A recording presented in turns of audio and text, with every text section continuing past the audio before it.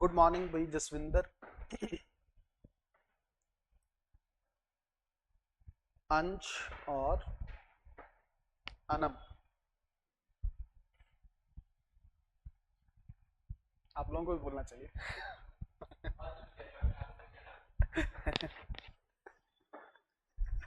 अच्छा, तो आज हम लोग जो हैं आप लोगों का एक बेहतरीन बैच जो है एसए का, वो हम लोग शुरू कर रहे हैं।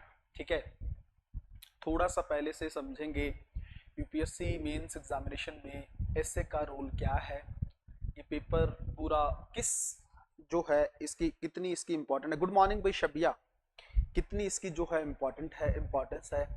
और अगर हम इस पेपर को बहुत अच्छे से तैयार करते हैं, हालांकि वो भी हम देखेंगे कैसे हम तैयार कर सकते हैं। चौथी चीज, उससे क्या बेनिफिट होंगे।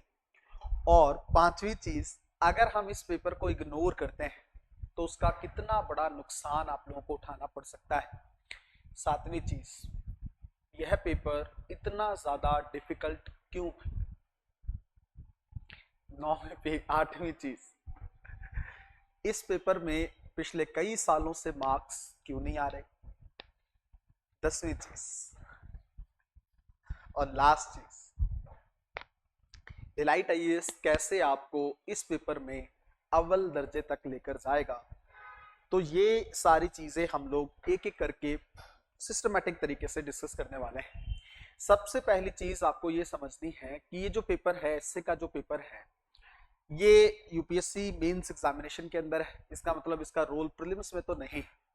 मेंस एग्जामिनेशन में एक आपका पेपर होता है जिसको आप लोग एसए का पेपर बोलते हैं, है ना। उसको हिंदी में बोलते हैं निबंध। ठीक है, और इसके मार्क्स जो हैं 250 मार्क्स का ये पेपर है। सबसे पहले तो आपको ये पता होना चाहिए कि 250 नंबर का पूरा ये क्या है, पेपर। बहुत मार्क्स है, पहली चीज। दूसरा, आपका सवाल है होगा कि सर 250 मार्क्स में एक ही ऐसे है या दो ऐसे हैं। नहीं, आपको दो ऐसे लिखने हैं। एक आपका सेक्शन ए में और एक आपको ऐसे लिखना है सेक्शन बी में। यहां पे कितने ऐसे दिए होंगे, 4 टोटल। मतलब आउट ऑफ 4 आपको एक ऐसे लिखना है और यहाँ पे भी आउट ऑफ 4 एक ऐसे लिखना है। जीएस के पेपर में आपके पास ये ऑप्शन नहीं है। जीएस के पेपर में 20 क्वेश्चन दिए होते हैं और सभी के सभी क्वेश्चन आपको क्या है, कंपलसरी करने ही। वो बात अलग है आपसे छूट जाए तो अलग चीज है, लेकिन करने आपको सारे हैं। बट इससे में यूपीएससी ने आपको क्या है, क्या दिए हैं, ऑप्शंस दिए हैं। मतलब 4 में से एक ऐसे करना है सेक्शन ए में और 4 में से एक ऐसे करना है आपको सेक्शन बी। ठीक है जी, क्लैरिटी है, कोई दिक्कत नहीं। उसके अलावा कितने वर्ड में ये ऐसे हमें लिखना होगा, एक ऐसे, इसकी सीमा यूपीएससी ने 1000 से 1200 वर्ड्स दे रखी। इसको भी उतने में सेम 1000 से 1200। अब अगर मैं बात कहूं कि 1000 से 1200 वर्ड्स में कितने पेजेस बनते हैं, अगर मैं ये कहूं मोटे मोटे तौर पर, अगर हम बात करें कि एक पेज में अगर 200 वर्ड लिखे जाते हैं तो कितने पेज हो गए, 600। तभी ना 1200 अगर एक्सट्रीम लिमिट की अगर हम बात करें, नहीं तो 1000, उसने तो कहा है कि 1000 से 1200 में आप कहीं पे भी छोड़ दीजिए, यूपीएससी को भी पता है। अब 1200 क्रॉस नहीं करना चाहिए और 1000 से कम नहीं होना चाहिए। कई लोग पूछते हैं, ये डाउट रहता है उनके मन में कि क्या सर ऐसे को 500 से 600 वर्ड में भी लिख सकते हैं। कई लोग कहते हैं कि हाँ आप बेहतर लिख दो लेकिन छोटा ही लिख दो। ऐसा नहीं है, लिमिट दे रखी है उसे।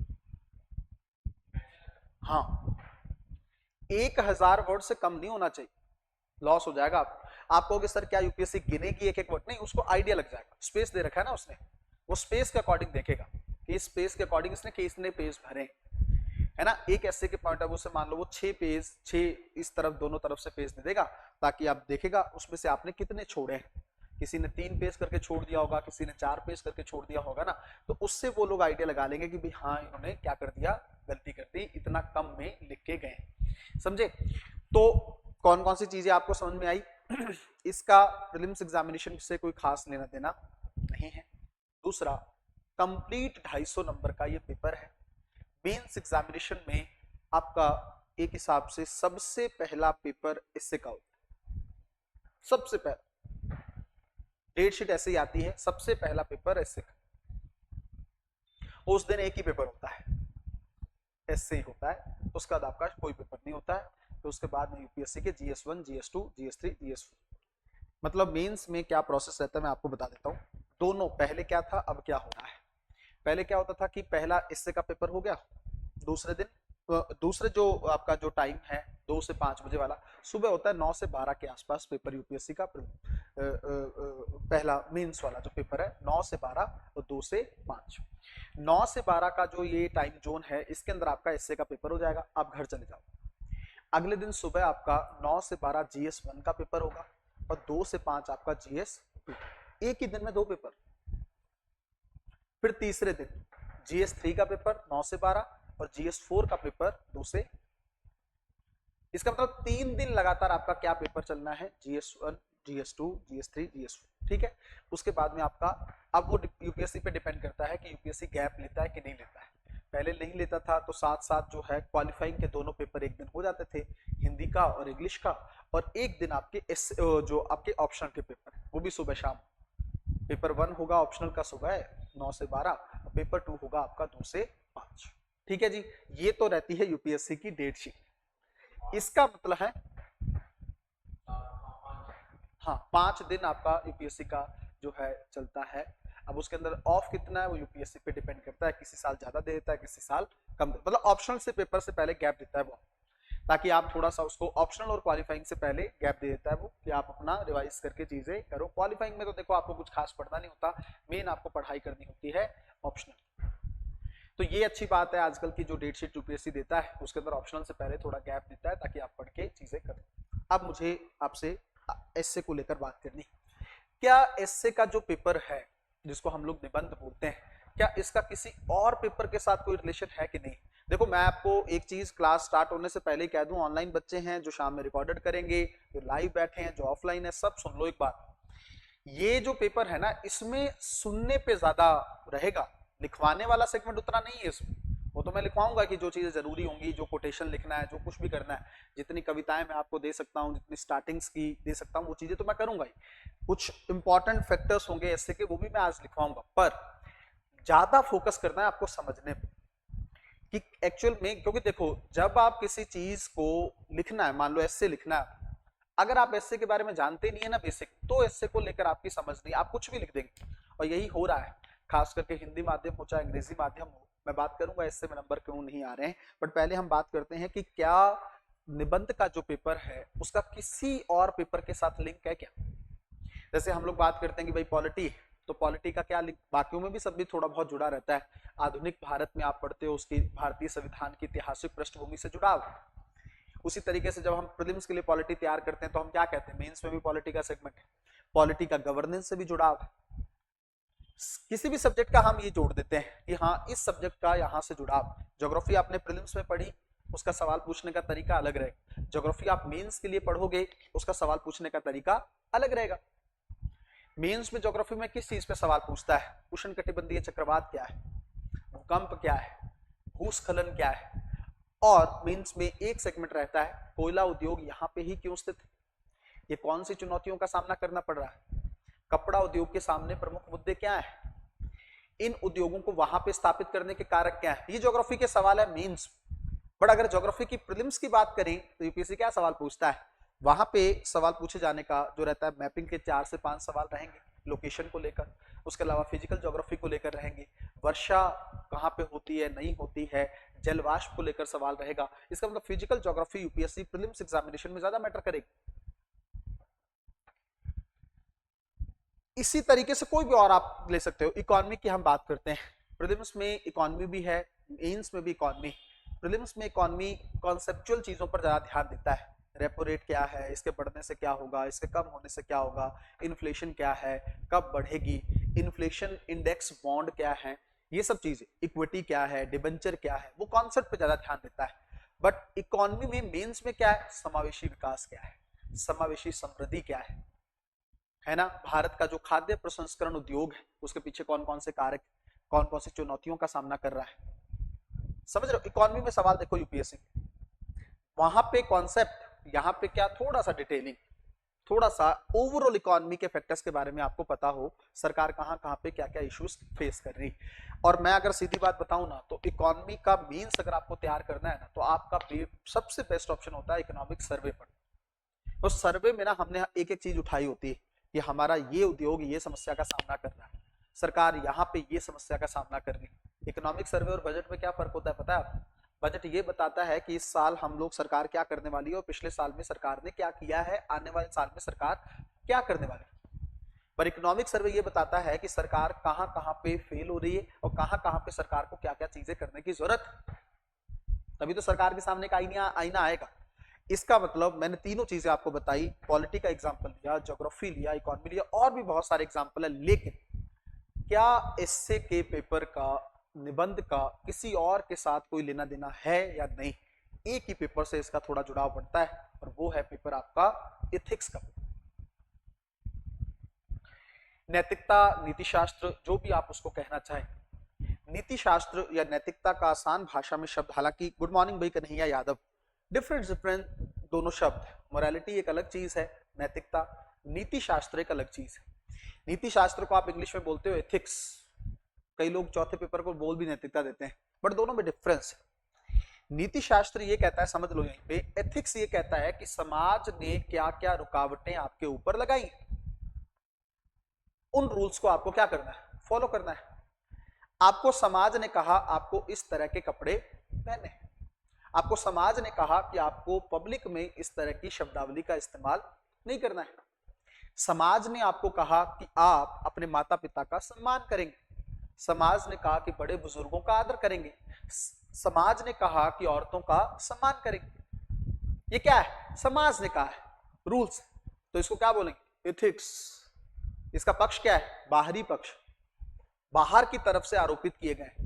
बट एक नैतिकता है, एक मोरालिटी, वो कहां से आएगी? अंदर से। मैं अपने माता पिता का सम्मान करता हूं या समाज के डर से करता हूं? मैं दिल से अपने माता पिता का सम्मान करता हूं, बड़े बुजुर्गों के पैर छूता हूं, या मैं सोचता हूं कि दुनिया क्या करे? डिफरेंस देख रहे हो? एक है कि आप सोसाइटी को देख के चीजें कर रहे हो, एक है कि आपका अंतर मन कह रहा है कि मुझे ये चीज करनी। आपने कहा कि यार मुझे ना तेज गुस्सा नहीं करना है, क्यों? दुनिया पता नहीं क्या कहेगी। ये क्या है? एथिक्स। बट अगर आपका मन कह रहा है कि यार गुस्सा करना ही क्यों, जब तक जरूरत ना हो गुस्सा नहीं आना चाहिए, ये क्या है? नैतिकता है। आपने कहा मुझे पब्लिक में गाली गलौज नहीं करना, दुनिया पता नहीं क्या कहेगी, क्या है? एथिक्स, नीति शास्त्र। आपने कहा गाली देनी क्यों है, ये गलत बात, इसका मतलब ये क्या है? नैतिकता है। डिफरेंस समझ गए? चलो अब हम आते हैं कि एथिक्स वाला जो पेपर है नीति शास्त्र का, मैंने आपको कहा उसका लेना देना है इससे के साथ। क्यों? वो पूरा पेपर ये कहता है, वो पूरा पेपर सिर्फ इतना कहता है हमें क्या सही है और क्या। अच्छा मैं आपको एक मजेदार बात और बता दूं, हम लोग एथिक्स जब पढ़ेंगे तब भी ये डिस्कस करेंगे, लेकिन यहाँ पे थोड़ा सा उसका रेलिवेंस है, बात करके आगे निकल जाएंगे हम, पता ही नहीं चलेगा हम कैसे एथिक्स की बात करके ऐसे में घुस जाएंगे, पर वो समझना जरूरी है। क्या एथिक्स का जो पेपर है या जो आप इस चीज में, वो हमें ये कहता है कि क्या सही है क्या गलत है, लेकिन आज तक इस बात की क्लियर कट डेफिनेशन नहीं है कि सही क्या है और गलत क्या है। मैं आपको बहुत सारे एग्जांपल देता हूं, आप समझिएगा एक एक चीज। कोई धर्म कहता है कि हिंसा करना गलत है, पर साथ ही कुछ धर्म के सेगमेंट ये कहते हैं कि जरूरत पड़ने पर इस चीज की बलि दी जा सकती है। तो सही किसको मानोगे? कोई धर्म कहता है कि औरत पर लिमिटेशन रहनी चाहिए, कोई धर्म कहता है ईसाई कोई लिमिटेशन नहीं रहनी चाहिए। इसका मतलब सही क्या है? कोई कहता है कि धर्म अपनी मर्जी से मानने का अधिकार सबको होना चाहिए, भारत एक पंथ निरपेक्ष राज्य है, अपनी मर्जी से जो भी धर्म मान। कोई देश कहता है कि सिर्फ इस्लाम, पाकिस्तान और भी बहुत सारे मुस्लिम कंट्री, और कोई धर्म नहीं। सही किसको मानो? एक बात आप कॉमन पकड़ रहे होंगे, अगर थोड़ा सा आपका दिमाग यूज हो रहा होगा, चल रहा होगा, वो ये कि समय और परिस्थिति से सच बदल जा रहा है। यहां कुछ और हो सकता है, वहां कुछ। भाई अमेरिका के अंदर चीजें डिफरेंट है और भारत के अंदर डिफरेंट है, आप दोनों को लिंक नहीं कर सकते हो आपस में। अमेरिका का समाज, American society is different from the Indian society. ये बात हमारे घर के लोग कई बार नहीं समझ पाते हैं। जैसे फॉर एग्जाम्पल वर्तमान में सोशल मीडिया आपको पता है एक बहुत बड़ा रोल प्ले कर रही है, और 2025 के मेंस एग्जामिनेशन में जो एसए का पेपर हुआ उसके अंदर सोशल मीडिया का क्वेश्चन आया है। हम बात करेंगे क्या प्रभाव पड़ रहे हैं उसके, और मेरे को बड़ा अच्छा लगा यूपीएससी ने ये सवाल पूछा। इस समय इससे रेलिवेंट टॉपिक नहीं हो सकता है। सोशल मीडिया पर जो भी चीजें चलती आपको भी पता है, मुझे बताने की जरूरत नहीं, कितने लोग उसका सदुपयोग करते हैं और कितने लोग मिसयूज करते हैं। देखो किसी भी चीज का सदुपयोग क्या है, 2 मिनट में सारी चीजें समझ लेना, फिर आगे चलते हैं जल्दी से। सदुपयोग का मतलब यह है कि मैं अगर कहूं कि इंस्टाग्राम के माध्यम से मैं कोई स्टडी की बात बच्चों तक पहुंचा रहा हूं, ये क्या है? सदुपयोग। आप ऐसे पढ़ें, आप ऐसे करें, ये टॉपिक है, इसको ऐसे समझें। दूसरा, कोई इंसान है, चाहे वो लड़का हो चाहे लड़की हो, अपने फॉलोअर्स बढ़ाने के लिए वल्गर कंटेंट को इंस्टाग्राम पे डाल रहा है, ये क्या है? दुरुपयोग। डिफरेंस समझे? एक यूज कर सकते, फोन आपको क्यों दिया जाता है? आप उसका सही इस्तेमाल करें। आप पढ़ो, यूट्यूब से देखो वीडियोस, क्लासेस देखो, जो देखना देखो। कोई इन्फॉर्मेशन नहीं समझ में आ रही, कोई मैप नहीं समझ में आ रहा, कोई कोटेशन नहीं समझ में आ रही, देखो। और एक फोन का मिसयूज भी है, मुझे लगता है आपको मुझे बताने की जरूरत नहीं। इसका मतलब सिंपल सा ये है, अगर मैं ये बात कहूं सोशल मीडिया के माध्यम से, और अगर कोई महिला है, या चलो खैर उसी संदर्भ में हम लेते हैं, है ना, कोई ए नाम की लड़की है, वो ये कहती है कि वल्गर कंटेंट मैं डाल रही हूं इंस्टाग्राम पे, ये मेरी अपनी चॉइस, मेरी अपनी मर्जी है, तो उसको ये जरूर समझ लेना चाहिए कि वो किस देश में। मैंने इसलिए थोड़ा एग्जांपल दिया है, भारत में अभी वो सिचुएशन नहीं आई कि हमारे मूल्य इतने ओपन माइंडेड हो जाए। अमेरिका में तो ओपन माइंडेड चीजें हैं, तो उसका सवाल ये हो सकता है कब मिलेंगे हमें मूल्य। वो तो देखो धीरे धीरे सरकार तय करेगी, न्यायपालिका तय करेगी कि कितनी आजादी कितने समय पर मिलने वाली, वो तो सरकारों को तय करना है।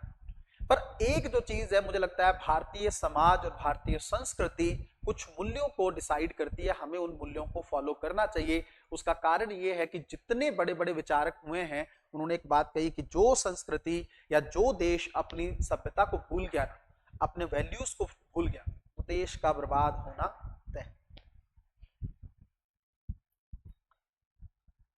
अब मेरा पॉइंट क्या है? मेरा पॉइंट ये था कि नैतिक्स, ये जो एथिक्स है और नैतिकता है, इसका मतलब बनता है क्या सही और क्या गलत, लेकिन इसकी सटीक डेफिनेशन नहीं है कि क्या चीज सही है और क्या गलत। अच्छा, जब तक ये नहीं पता है कि क्या सही है और क्या गलत है, इसका फिर हमें करना क्या है? हमें ये डिसाइड करना है कि जो समाज कह रहा है उसके अकॉर्डिंग चल लो। और समाज ऐसा नहीं कि समाज गलत करने के लिए जो चीजें हैं वो भी हम मान। खाप पंचायतों का एग्जाम्पल, वो बहुत पाबंदियां लगाते हैं, वो बहुत ऑनर किलिंग के बड़े केसेस आते हैं, ये सब नहीं। पर जो नॉर्मल सोसाइटी के पॉइंट ऑफ व्यू से सही चीज है, जैसे मैंने आपको बताया कि बड़ों का सम्मान करना है ना, थोड़ा सही इस्तेमाल करना है, भाषा सही इस्तेमाल करनी है, अपने आप को एकदम उन नियमों, उन दायरों के अंदर रखना है, उन सीमाओं के अंदर रखना है जो सीमाएं समाज ने तय कर रखी। वो बात अलग है कि वो सीमाएं सही गलत हैं, उसका फैसला बाद में होगा, लेकिन जो जेन्युइन सीमाएं हैं, जेन्युइन लिमिटेशन है, उनको आपको जरूर फॉलो करना चाहिए, तभी हमारा सिस्टम बना रहेगा। भारत में आज परिवार टूटने का सबसे बड़ा कारण यही है कि सब लोग डिमांड डिमांड डिमांड, मुझे ये करना है, मुझे ये करना है, मुझे ये करना है। वो ये भूल जा रहा है कि वो किस परिवार से, किस फैमिली से संबंधित है और उसको किस तरह की चीजों को फॉलो करना चाहिए। अच्छा, हम सवाल हमारा ये था, इथिक्स के साथ एसे का रिलेशन है। क्या रिलेशन है? जो एथिक्स उसके अंदर हम ये डिस्कस करते हैं क्या सही क्या गलत, और यूपीएससी आजकल जो एसए पेपर पूछ रहा है उसके अंदर अमूर्त जो निबंध होते हैं, अभी बात करेंगे कौन कौन से निबंध के प्रकार होते हैं। इसका मतलब फिर से आसान भाषा में दार्शनिक निबंध जो होते हैं, जिसको फिलोसफिकल निबंध कहते हैं, वो पूछने की प्रवृत्ति थोड़ी सी ज्यादा होगी। अब उसके चलते क्या इशू है, उसके चलते इशू ये है कि आपको ये और जितने ज्यादा डायमेंशन आपको पता होंगे, और वो डायमेंशन आपको एथिक्स देता है, आयाम। एथिक्स में आप बहुत सारे कोटेशंस पढ़ते हो, एथिक्स में आप बहुत सारे विचारक पढ़ते हो, एथिक्स में आप लोगों की मेंटालिटी को समझ पाते हो, गांधी क्या कहते हैं, गांधी जी क्या कहते हैं, ये समझ पाते हो, है ना।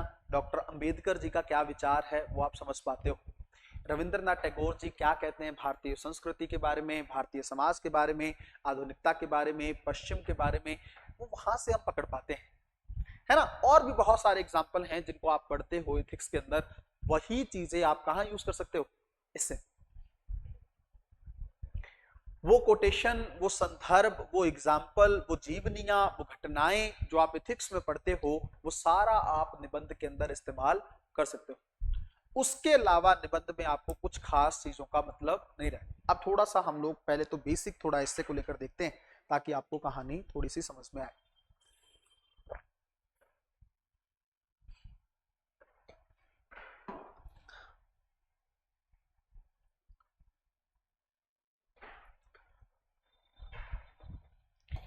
ये जो वर्ड है जिसको हम लोग निबंध कहते हैं,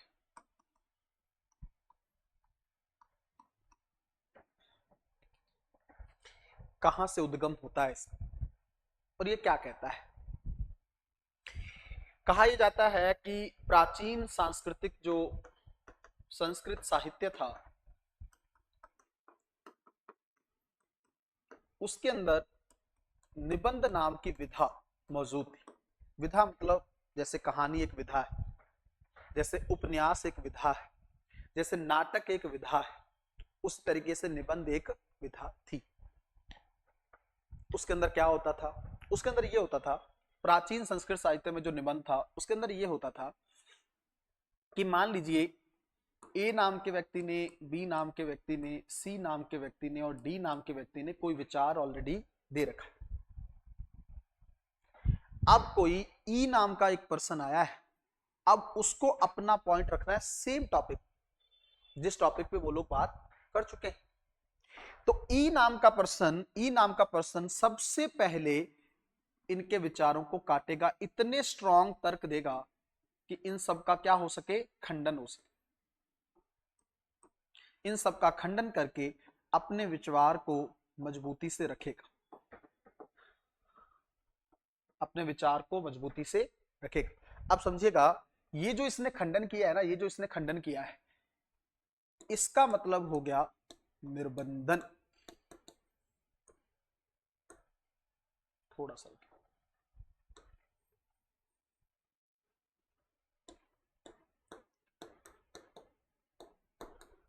क्या हो गया, निर्बंधन।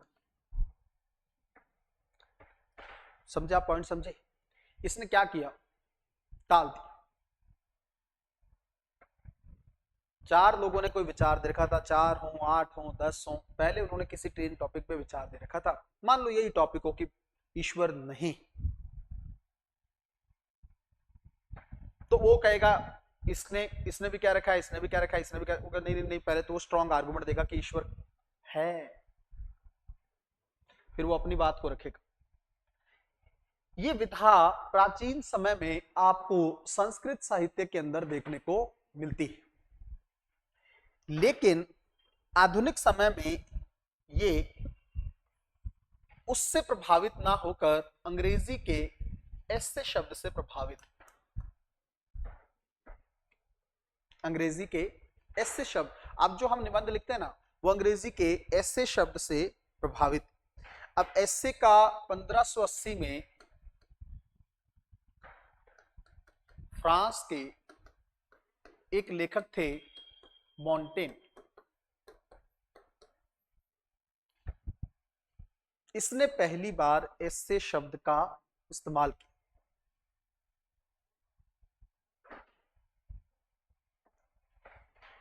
पहली बार इसने क्या किया, ऐसे शब्द का इस्तेमाल किया। और मॉन्टेन ने कहा कि ये एक विचार है, और ये एक प्रयोग है। इसका मतलब ये एक एक्सपेरिमेंट है। कुछ कुछ चीजें आप पैरेलल लिखना चाहते हो तो लिख सकते हो, ताकि आपको बाद में रिवीजन में आसानी रहे। यूपीएससी भी पूछ सकता है, सवाल ऐसे नहीं आएगा इससे क्या है उसकी परिभाषा ले, तो आपको अंडरस्टैंडिंग के लिए पता होना चाहिए कि इससे को लेकर क्या चीजें हैं। अब सुनो, इसने कहा कि ये एक्सपेरिमेंट है। आप समझिएगा, इससे जो होता है ना, इससे जो होता है वो एक कठिन विधा है। क्यों कठिन विधा है समझिएगा थोड़ा सा।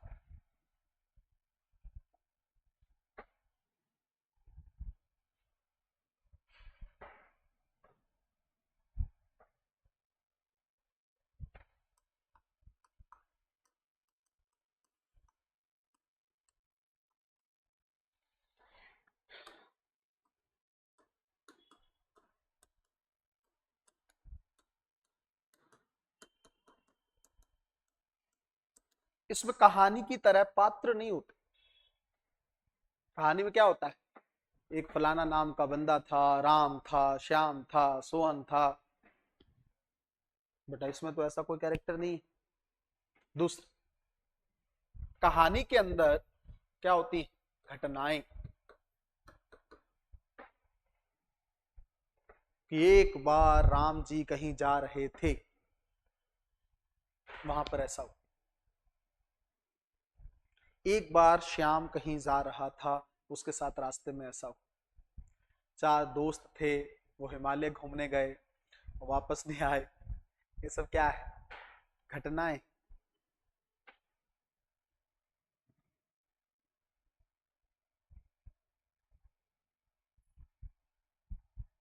एक बात बताओ, लोग, आज मैं अगर आपको कहूं, ध्यान से समझेगा और मेरी बात का एकदम सटीक आंसर दीजिएगा। अगर मैं आपको कहूं कि यूपीएससी से साइड हट के बात कर रहा हूं मैं, पेपर है आपका हिस्से का, तो आप लोग क्लास में बैठे हो, आप समझोगे, मुझे पता है, सीखो, मजबूरी है आप। बट अगर मैं, आप कहीं ट्रेन में यात्रा कर रहे हो, ट्रेवल कर रहे हो, और मैं आपके सामने दो किताबें रख दूं, एक कहानी की या नॉवल की और एक बुक रख दूं एस्से की, तो आप कौन सी बुक उठा के पढ़ना चाहें? अब ये मत कहना कि सर मुझे पढ़ना नहीं, मुझे तो गाने सुनने। नहीं, कई होते हैं ना दिमाग वो अजीब टाइप पर्सन वगैरह, सब मुझे नहीं, मुझे तो गाने ही सुनने। दोनों में से आप कौन सी किताब उठाएं? ये अभी भी सोच में है। ये सोच रही कहीं इसमें भी तो कुछ गलत नहीं। अरे ये तो कॉमन सी बात है, ऑब्वियसली बात है, स्टोरी उठाओगे आप। क्यों, कहानी में इंटरेस्ट होता है, कहानी में मनोरंजन है। एस्से में तो कोई घटना नहीं है, एस्से में तो कोई पात्र नहीं है। एस्से में सिर्फ एक ही चीज होती है निबंध में, वो है भाव प्लस विचार।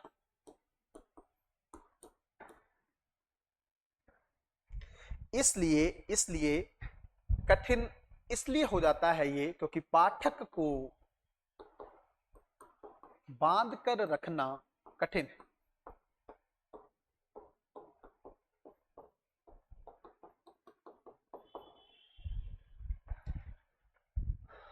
पाठक को बांध कर रखना कठिन है। बिल्कुल, कन्हैया भी कह रहा है, जसविंदर भी कह रही है कि सर स्टोरी की बुकें उठाएंगे। आज रानी का एग्जाम है तो है नहीं, समझ रहे हो आप कहानी कि वो बुक आप कौन सी उठाओगे, स्टोरी की। क्यों, इंटरेस्टिंग है, इसके अंदर कोई इंटरेस्ट खास है नहीं, इसके अंदर विचार और भाव है। और एक चीज याद रखिएगा, निबंध में जो निबंधकार है वो सीधे पाठक से रूबरू होता है और उसके दिल पर प्रभाव छोड़ सके। अगर तो छोड़ दिया तो हो सकता है वो अगला पन्ना पढ़े, अगर नहीं छोड़ा उसी टाइम पे किताब। निबंधकार पर इतना प्रेशर है, इतना प्रेशर है कि पता नहीं कब तक पढ़ेगा, वो बंद कर देगा वो। इसलिए उसको हर पैराग्राफ में, हर पेज में पूरा एफर्ट उठाना पड़ता है कि किताब बंद ना कर दे। कहानीकार को पता है कि अगर इसने उठा लिया ना, ये एंड तक मेरा, क्योंकि एंड तक वो लेके जाता है ना इंटरेस्ट बना के, कि होगा क्या, हम मूवी क्यों देखते हैं। अच्छा मैं एक बात बताऊं, आप मूवी देखने लगे, मान लो आपका इंटरेस्ट है नहीं, अब फिर नहीं कोई कह दे कि मेरे को तो सर इंटरेस्ट ही नहीं, अगर आप मूवी देखते हो बट, है ना, आप फ्री हो, आप मूवी देख रहे हो, क्या आप आधा घंटा 1 घंटा मूवी छोड़कर, बहुत संभावना ये कि अगर मूवी आपको नहीं समझ में आ रही या इंटरेस्ट नहीं बन रहा तो नहीं, अदरवाइज आप वो मूवी देखोगे 1 घंटे बाद, छोड़ोगे नहीं उसको एंड तक देखोगे। क्यों, क्या होता है, अगर सस्पेंसिव मूवी हो तो क्या आएगा दिमाग में, क्या होगा। भारत में जो ये सीरियल चलते हैं, क्योंकि सास भी कभी बहू थी, ये रिश्ता क्या कहलाता है, ये लोग क्यों देखते हैं इसको, क्योंकि वो खत्म ऐसी चीज जगह पे जाके करेंगे ताकि अगले दिन लगेगा कि बस मर ही जाएगा कोई ना कोई। क्या है, सस्पेंस है। कहानी में सस्पेंस आप क्रिएट कर सकते हो, निबंध में कैसे क्रिएट करोगे। और निबंधकार तो सिर्फ अपने थॉट देता है, अपने विचार देता है, अपने भावों को पाठक के सामने रखता है। एक और मजेदार चीज समझ लीजिएगा यहाँ पे, कहानी का जो कहानीकार है, जिसने कहानी लिखी है, वो पात्र अच्छे बनाकर ना, अच्छे कैरेक्टर बनाकर कहानी में खुद छिप सकता है, वो लोगों का ध्यान ही ना जाए किसने लिखी कहानी। बट निबंधकार जब पढ़ रहा होगा ना कोई भी पाठक, उसके दिमाग में आएगा क्या लिखा है, वो कैरेक्टर तो कोई है ही नहीं, उसके दिमाग में यही आएगा ये लिखा किसने, क्या लिखा है, या तो अच्छे में कहेगा या बुरे में कहेगा। समझ, इसका मतलब आप समझ में आ रहा है, निबंध लिखना कितना कठिन हो सकता है, कितना डिफिकल्ट। उपन्यास देख लो आप, नॉवल स्टोरी आसान, नाटक पात्र होते हैं उसमें, कहानी में घटनाएं होती, वहां पे ये घटित हुआ, वहां पे ये घटित हुआ। बट निबंधकार या निबंध में आप किस तरीके से इन चीजों को लेकर आओ। जैसे मान लो फॉर एग्जांपल, मैं आपको एक लाइन देता हूं, अब हम देखेंगे कि ऐसे के टाइप कौन कौन से होते हैं वो बात अलग है, पर मुझे एक चीज सोच के बताओ कि असल खुशी वो नहीं है जो आप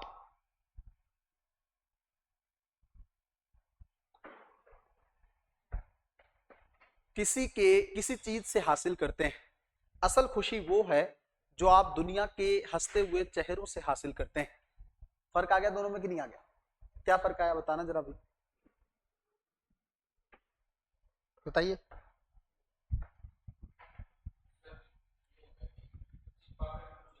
हाँ हाँ हाँ।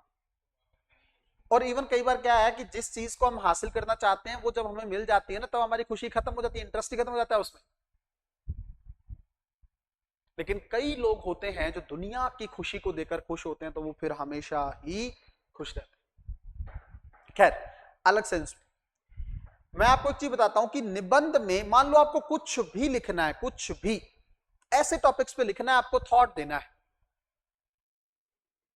आपके शब्दों में सही खुशी क्या है, मान लो इसी पे निबंध लिखना हो, तो आपको क्या देना, थॉट देना है, मेरे लिए खुशी क्या है, किसी के लिए क्या खुशी हो सकती है, किसी के लिए क्या खुशी हो सकती है, मेरे खुशी के डायमेंशन कहां कहां पे जाते हैं, ये सारी चीजें। इसका मतलब कहीं पे भी कोई स्टोरी वाला सेगमेंट बन नहीं रहा, कहीं पे भी कोई एंटरटेनमेंट वाला सेगमेंट बन नहीं रहा, कहीं पे भी किसी कैरेक्टर को इंट्रोड्यूस करने का सेगमेंट बन नहीं रहा। इसलिए निबंध को थोड़ा सा एक कठिन जो है विधा माना जाता है, इसमें पाठक ऊब सकता है, ये इसको ज्यादा वो बनाता है। अब बात करते हैं कि जो पश्चिम निबंधकार थे उन लोगों ने इसको क्या बोला है, मतलब इसकी डेफिनेशन को लेकर कुछ बात कही। तो उन्होंने कहा यह एक भावपरक रचना है, यह एक कल्पना प्रधान रचना है, और तीसरी और सबसे इंपॉर्टेंट चीज, यह एक मनमौजी रचना है। जब तक निबंध को समझ नहीं पाओगे ना, निबंध लिख नहीं पाओ। मैं अभी भी इसके बारे में मैं सीधा उस पर आ सकता हूं, यूपीएससी ने कौन कौन से निबंध पूछे, अभी बात भी करेंगे हम, मजेदार 15 सेशन में आप इतना अच्छे से निबंध को लिख पाओगे, मजा आ जाएगा, और लिखाएंगे भी क्लास में। पर मेन चीज ये है, सबसे पहले आपको एक चीज को समझना होगा कि एक्चुअल में इससे है क्या। उन्होंने कहा यह एक भाव प्रधान रचना है या भावपरक रचना है, यह एक कल्पना प्रधान रचना, इमेजिनेशन करनी पड़ेगी आपको। और तीसरा, यह एक मनमौजी रचना है, मतलब कोई इसी रूल को फॉलो करने की जरूरत नहीं। भाई कविता है, उसमें रूल क्या है, कोशिश करो कि राइमिंग बने, नहीं तो लोग कविता पढ़ने से क्या हो जाता है, ऊब जाते हैं। बट अगर जुड़ता रहे, लाइन जुड़ती रहे, तो क्या कहते हैं, मन करता है पढ़ने का कविता को। आपने गानों के लिरिक्स देखे होंगे, राइमिंग जुड़ती है कि नहीं जुड़ती है, तभी अच्छा लगता है। बट अगर एक लाइन कहीं और जा रही हो और एक लाइन कहीं और जा रही हो तो कौन सुनेगा। यार गाना तो अच्छा है, ट्यूनिंग तो अच्छी है, पर गाने के लिरिक्स अच्छे नहीं। और जब कहीं कंपोज, आपको पता है अरिजीत सिंह के गाने इतने क्यों चलते हैं, मैंने शायद पहले भी एक बार डिस्कस किया था, क्यों चलते हैं भाई। लिरिक्स और कॉम्पोजिशन और फिर उसकी आवाज, वो सब कुछ ही बेहतर बना देता है। मुझे लगता है वो गाने सेलेक्ट ही नहीं करता जब तक लिरिक्स उसको खुद को अच्छे ना लगे। और जब बंदा सुन रहा होता है तो ऐसा फील आता है, अपनी क्लास के ही हैं एक स्टूडेंट, वो कहते हैं कि सर मैं, मेरा जीवन में कभी किसी के साथ कोई रिलेशनशिप नहीं रहा है, बट जब भी मैं अरिजीत सिंह को सुनता हूँ ना, मुझे लगता है कि मेरे साथ भी ब्रेकअप हो रखा है कई बार, मेरा दिल भी टूट चुका है कई बार। क्यों लगता है ऐसा पता है, उसके गाने का जो जो भी कॉम्पोजिशन है, जो भी वो गाता है, और आवाज तो है, पर जो लिरिक्स होते हैं वो और ज्यादा उस चीज को क्या कर देते हैं, प्रभावी बना देते हैं। इसका मतलब एस्से के अंदर तो ये चीज है ही नहीं ना, आपको राइमिंग कर, क्या गद्य रचना है, ये पद्य रचना तो है नहीं, क्या आपको पोइट्री लिखनी इसके अंदर, इसलिए कोई रूल है ही नहीं, मनमौजी रचना है, जो मन चाहा तो कर दिया, जो मन चाहा जहां से शुरू करना चाहे कर दिया, जहां खत्म करना चाहे वहां खत्म कर दिया। ऐसा, इसका मतलब ये नहीं है कि ऐसे कि अपने कोई रूल्स नहीं। आगे चलकर 16वीं सदी के अंत तक, 16वीं सदी के अंत तक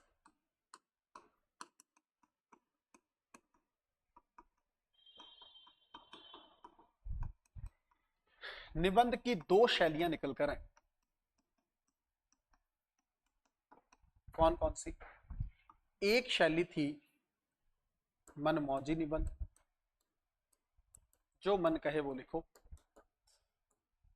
एक गंभीर निबंध।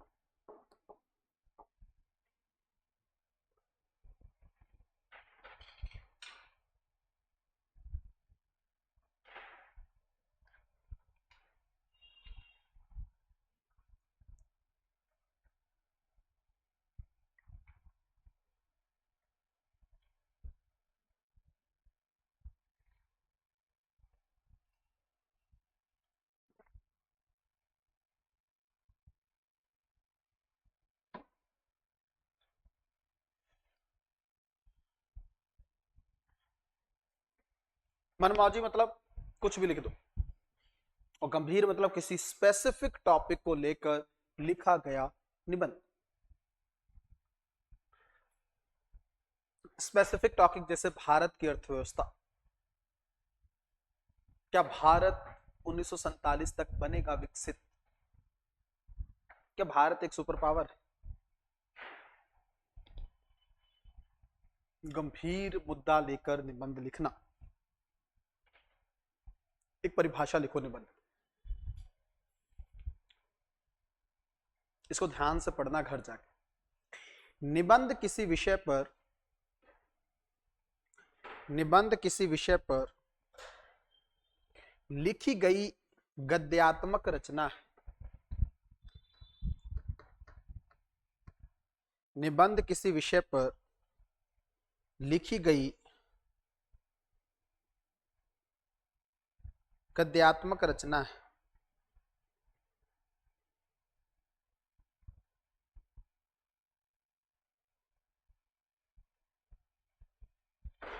जिसमें लेखक कहानी कौमा घटनाओं और पात्रों के बिना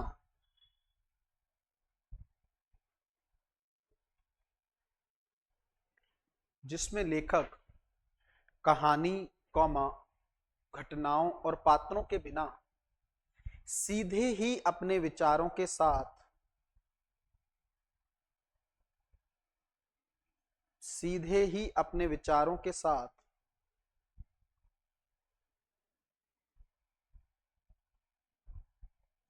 सीधे ही अपने विचारों के साथ पाठकों के समक्ष उपस्थित होता है, पाठकों के समक्ष उपस्थित होता है। निबंध का केंद्रीय तत्व है लेखक का व्यक्तित्व।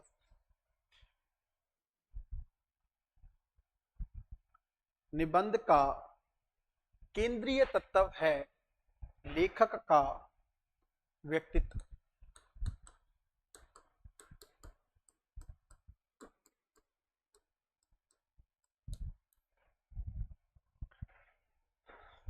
ठीक है जी, ये है डेफिनेशन निबंध। आपको कहीं लिखनी नहीं, कुछ नहीं, समझने के लिए लिखवाई, बहुत ज्यादा लिखवाएंगे नहीं इस। अब इसको पढ़ो और आपको खुद को सोच के देखो, 1 मिनट के लिए मैं आपको समय देता हूं, खुद सोचो जो अब तक हमने डिस्कस किया क्या उसी का सार है क्या इसमें। ठीक है, पढ़ो इसको, निबंध को देखो, बस जो डेफिनेशन दी, बाकी नहीं देखना कुछ।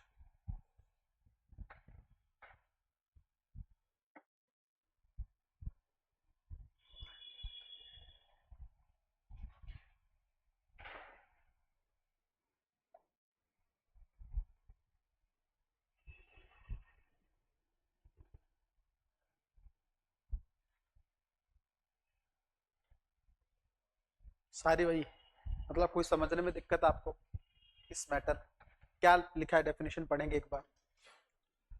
निबंध किसी विषय पर लिखी गई गद्यात्मक रचना है। इसका मतलब कविता नहीं है, तो क्या है, गद्य रचना है। आगे, जिसमें लेखक कहानी कौमा घटना कौमा पात्रों के बिना सुनो सुनो, कई चीजें पैरेलल चल रही है ना, तो उसको ध्यान देना है। अंडरलाइन करो पहले, इसके अंदर अंडरलाइन करो, गद्यात्मक रचना को अंडरलाइन करो।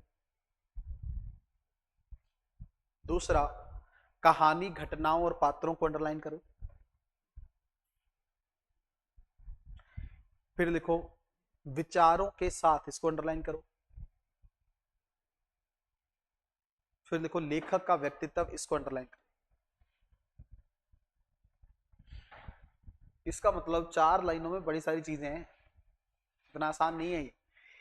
कहानी घटनाओं और पात्रों के बिना, ये सब यूज नहीं करेगा वो, अपने विचारों के साथ, अपने थॉट के साथ पाठक के समक्ष उपस्थित होता है।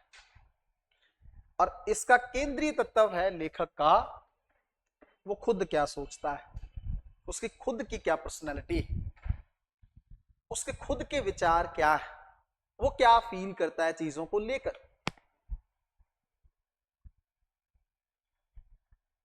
अभी हम जब टाइप्स देखेंगे ना, एकदम क्लियर हो जाएगा, एकदम क्लियर हो जाएगा कि सर ये चल क्या रहा है। निबंध के 4 प्रमुख प्रकार होते हैं, देखो निबंध के 4 प्रमुख प्रकार होते हैं।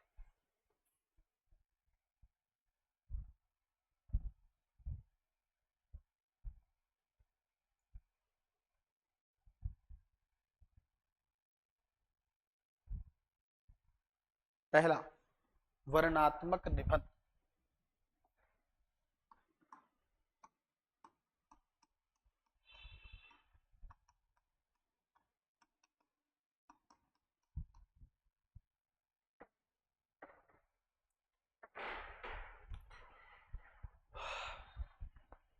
कुछ नहीं लिखना है, क्योंकि हमें कहीं कुछ लिखना थोड़ी, हमें समझना है। अगर मैं तुमसे ये पूछूं कि ये जो वर्ड लिखा हुआ है इसका क्या मतलब, निबंध तो पता लग गया कि भाई कहानी नहीं है, उपन्यास नहीं है, ऐसी कोई गद्यात्मक रचना है जिसमें पाठक सीधे टकराता है किससे, पाठकों से, अपने विचारों के साथ, जिसके अंदर उसका केंद्र होता है क्या, उसका व्यक्तित्व। डेफिनेशन तो मुझे लगता है हमेशा के लिए याद हो जानी चाहिए। निबंध को लेकर क्लैरिटी आई थोड़ी सी, एक्चुअल में है क्या। अब बात करते हैं हम लोग टाइप्स की, कितने प्रकार का होता है। अगर मैं इस वर्ड को उठाऊं, इसका क्या मतलब समझ पा रहे हैं।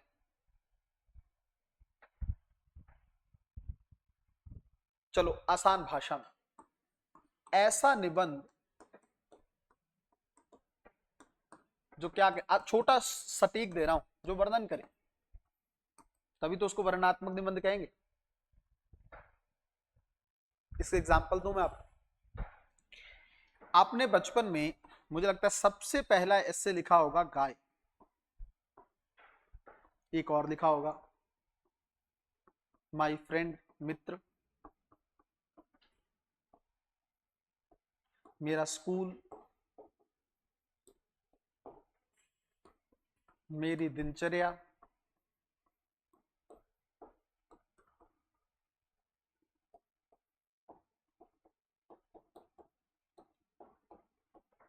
मेरे पिताजी। आप में से कोई मुकर के दिखाए कि सर हमने नहीं लिखा? अगर आप भारत में पढ़े हैं तो दिखाओ, लिखा होगा कि नहीं? स्कूल में ये सब चीजें डिस्कस हुई होंगी कि लिखो गाय, तो फिर आप कैसे लिखते हो? फॉर एग्जाम्पल, गाय हमारी माता, हमको कुछ नहीं। चलो खैर, मजाक कर रहे हैं। हम क्या लिखते हैं? गाय के 4 पैर होते हैं, गाय की एक पूंछ होती है, गाय के 2 सींग होते हैं, गाय से हमें दूध मिलता है, गाय घास खाती है, हमारे घर में 4 गायें। यही सब लिखते हो ना, या कुछ और लिखते हो? कुछ और पॉइंट बता सकते हो, क्रिएटिव तो हो ही आप लोग, कम थोड़ी हो। कोई और पॉइंट रह गया तो कोई ऑनलाइन ऑफलाइन बच्चा बता सकता है कि सर ये मैंने लिखा था इससे। इसका मतलब आप क्या कर रहे हो? गाय आपके इमेजिनेशन में है सामने, आप वर्णन कर रहे हो। ऑलरेडी वो चीज है, वो क्या कर रहे हो आप? वर्णन कर दे रहे हो। ये कुछ ज्यादा दिल पे टच कर रही है आप लोगों की बात, तो सही है, यही तो किया था। चलो दूसरा एग्जांपल लेते हैं, मेरा मित्र, माई फ्रेंड। इंग्लिश वाले सर लिखाए हो, हालांकि आपका बेड़ा ही गर्क रहा होगा, मुझे पता है। My name Singh, my name is फलाना फलाना फलाना Singh, my friend name is फलाना सिंह। और हिंदी में अगर आपने लिखा होगा तो मेरे दोस्त का नाम सुरेश, वो और मैं बहुत अच्छे दोस्त हैं। उस समय तो क्रिएटिविटी उतनी आती नहीं है ना, समझ नहीं, तो छोटी छोटी बातें लिखते हो आप। हम दोनों शाम में खेलने जाते हैं।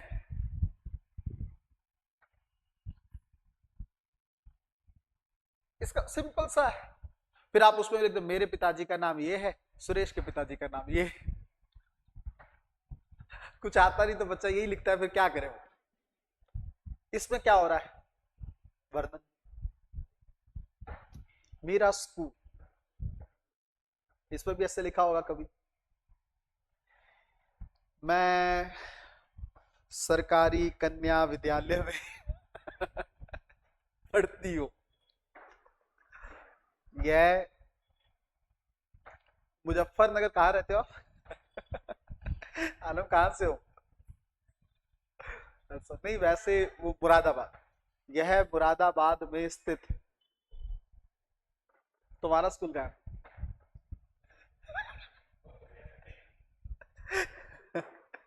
ऐसे लिखते हो कि मेरे स्कूल में ऐसा है, वहां पे नल लगा हुआ है, उसमें इतनी क्लासेस हैं, मेरी क्लास यहाँ पे है, मेरे क्लास टीचर ये हैं, मेरा फलाना है, हमारे प्रिंसिपल का नाम ये है, मेरा स्कूल यहाँ से इतनी दूर पर पड़ता है। यही इसमें क्या कर रहे हो आप?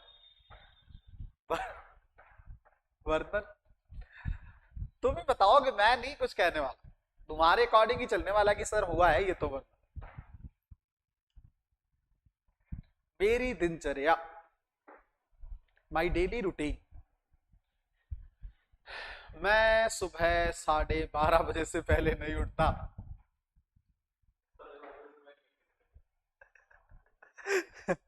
हाँ, दोपहर हो जाती। लोग कहते हैं ना, दिल्ली में तो सुबह 11, 9, 10 बजे, 11 बजे भी मानते हैं लोग। का बहुत कम लोग हैं दिल्ली में सुबह 6, 6:30 बजे उठे। गांव में लोग 4 बजे उठ जाते हैं, 4, 4:30 बजे से उठना शुरू कर देते हैं। गांव के लोगों का जीवन अलग ही है। शहर के लोगों का जीवन डिफरेंट है। शहर के लोग रात को 2 से 3 बजे सो रहे हैं, उस समय उठने का गांव में टाइम होने वाला होता है। गांव के लोग शाम को 5:30, 6 बजे खाना खा लेते हैं। 7 से 7:30 बजे। अभी तो चलो फिर भी थोड़ा आगे बढ़ गया, घरों में टीवी आ गए, फोन आ गए, तो थोड़ा चला के देखते रहते हैं, वरना पहले 7:30 बजे सो जाते थे। मुझे आज भी याद है, आज से 10 साल पहले, क्योंकि मैं गांव से ही बिलोंग करता हूँ। मेरे गांव में 7 बजे 7:30 बजे सन्नाटा होता, ऐसा लगता था पूरा गांव कहीं चला गया है। और अगर आप मान लो आते टाइम लेट हो गया, मेरी कई बार ट्रेन लेट हो जाती थी, तो मैं 9:30 बजे 9 बजे जाता, तो मेरे को लगता था मैं कहाँ जा रहा हूँ। कोई लाइट नहीं जलती थी गाँव में सिर्फ एक ही चीज आपको दिखती थी, वो कुत्ते, और वो पड़ जाते थे आपके पीछे। और बड़े डेंजरस कुत्ते होते हैं गांव, अगर आपको जानते नहीं है वो, अगर आप गाड़ी में हो फिर तो बच जाओगे, बट अगर आप बाइक वाइक पे हो ना, तैयारी रखो, वो जाने नहीं देंगे आप। गांव के डेंजरस या खतरनाक कुत्ते, मुझे लगता है इस पे भी निबंध लिखा जाना चाहिए।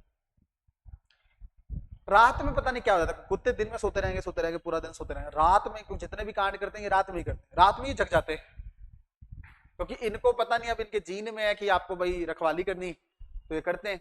शहरों को भी देख लो आजकल, आप रात को 1-1:30 बजे के आसपास आप कहीं जाओ आओ, आपको गली में अगर आप निकलो कुत्ते पड़ेंगे आप।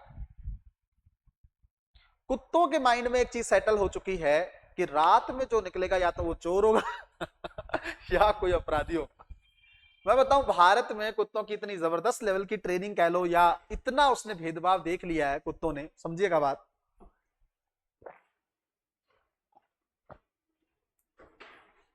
भारत में इतना जो है डिफरेंस देख लिया है कुत्तों ने। वो क्या करते हैं पता है, उनको भी पता है कि कबाड़ी पे भौंकना है, उनको भी पता है गरीब पे भौंकना है, जो कचरा उठाने वाले हैं साहब उन पे भौंक। इतने समझदार हो, कोई बंदा तैयार होके रेडी होके निकल, उसको भौंकेगा नहीं वो। देख लो भारत का भेदभाव कहां तक पहुंच चुका है, जानवरों तक को भी पता है।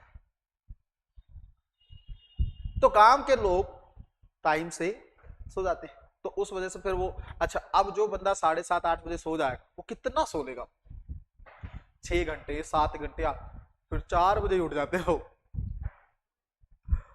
अच्छा वो उठते हैं तो फिर जो आपकी मदर है या घर में कोई लेडीज है उनको भी उठाते हैं, बनाओ चाय वाय बनाओ।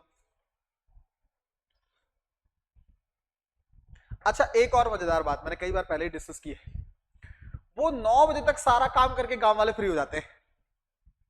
9, 9:30, 10 मान लो, 10 बजे से लेकर शाम को 5 बजे जब वो खेत वेत में दोबारा निकलते हैं, तब तक वो फ्री है। अब वो चाहते तो अपना रूटीन थोड़ा सा आगे भी कर सकते थे कि चलो थोड़ा लेट उठेंगे, लेट दिनचर्या शुरू होगी, बट सिस्टम ही ऐसा है काम। चलो हम बात करते हैं मेरी दिनचर्या में, जो बच्चा जहां से भी होगा, गांव की पृष्ठभूमि से, शहर की पृष्ठभूमि से। अब जसविंदर कह रही है कि सर हमारे यहाँ 4 बजे से पहले ही उठा जाता है, और हंस भी रही है। सही बात, मेरे गांव में भी है। मेरे पिताजी उठ जाते हैं 4, 4:15, और मैं तो कई बार उनसे पूछा हूं क्या करोगे अब अच्छा एक चीज उनकी और है, वो उठते हैं तो वो कहते हैं कोई और भी ना सोए जब मैं उठ गया हूं तो बाकी सब क्यों सो रहा है।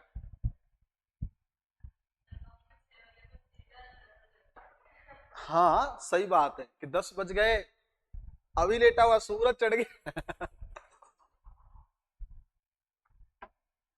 अभी तो हम जैसे पढ़ाने लग गए, या थोड़ा सा घर वालों को अच्छा दिखने लग गया, तो कुछ खास कहते नहीं। पर जब हम दिल्ली आके रहे थे थोड़ा सा, और उसके बाद जाके घर जाते थे ना, तो उनको, मेरे पिताजी को लगता था कि यार ये कितने बजे तक उठता है। मैं उठता 7:30, 7, 7:30 बजे तक था। तो कहते यही सीखा है ये दिल्ली जाके, 5 घंटे हो गए उसको सुबह से सोए जा रहा है। सूरज देखो कहां तक आ चुका है, इतना इतना सोएगा ये तो क्या पढ़ाई करेगा ये। मेरे को नहीं, मेरी मदर को बोल रहा है। और गांव में सच में धूप चढ़ाती है 7, 7:30 बजे, ऐसे लगने लगता है। हाँ 6 बजे ही आ जाती है, सही बात है। 7, 7:30 बजे तो ऐसा लगता है जैसे हम 1 बजे 2 बजे के दोपहर में बैठे हुए हैं। तो वो अब भाई, अब इंसान क्या कहे उनको कि अभी तो 7, 7:30 बजे हैं, अभी सारा दिन है। पढ़ने के लिए भी और चीजों को करने के लिए। बिल्कुल शबिया भी इस बात से एग्री करनी है कि सर घर वाले नहीं सोने देते, मम्मी पापा को लगता है अगर हम उठ गए ना तो ये क्यों सो रहा है। मेरे पिताजी का और मजेदार चीज था, मैंने घर में कई बार देखा उनका, जैसे बाहर मान लो सब सो रहे हैं बढ़िया कूलर लगा के ना, अच्छा चल रहा है सब, वो सुबह उठेंगे, अपने उठेंगे और सबसे पहले कूलर को बंद कर देंगे।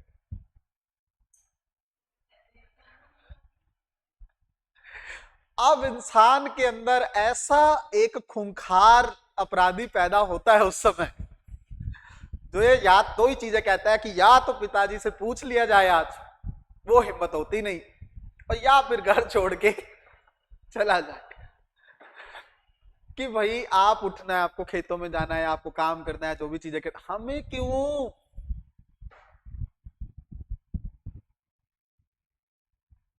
अच्छा ऐसा नहीं इस बात पे अगर लड़ाई हो गई है तो अगले दिन नहीं होगा ये, नो।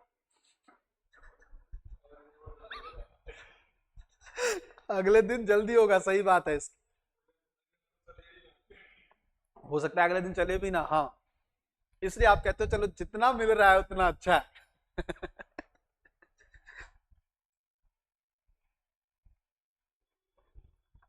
देखो इसमें कुछ बुरा नहीं है, शहरी दिनचर्या और गांव की जो दिनचर्या है दोनों में डिफरेंस होता है, कोई दिक्कत नहीं। शहर के लोग, गांव के लोगों का जो रूटीन है ना वो शरीर के अकॉर्डिंग ज्यादा बेटर है। सुबह थोड़ा टाइम से उठना, जल्दी काम कर लेना, थोड़ा फ्री माइंड ले लेना, टाइम से सोना, टाइम से, वो लोग क्या है 6 साढ़े 6 बजे खाना खा लेते हैं, अगर मान लो 8 बजे भी सोना है ना तो खाना पच जाता है। शहर के लोग रात को 2:30 बजे सो रहे हैं ना तो 2 बजे पिज्जा मंगा के खा के फिर सो रहे हैं। अब वो पड़ा पड़ा पेट में कैसे पचेगा बताओ,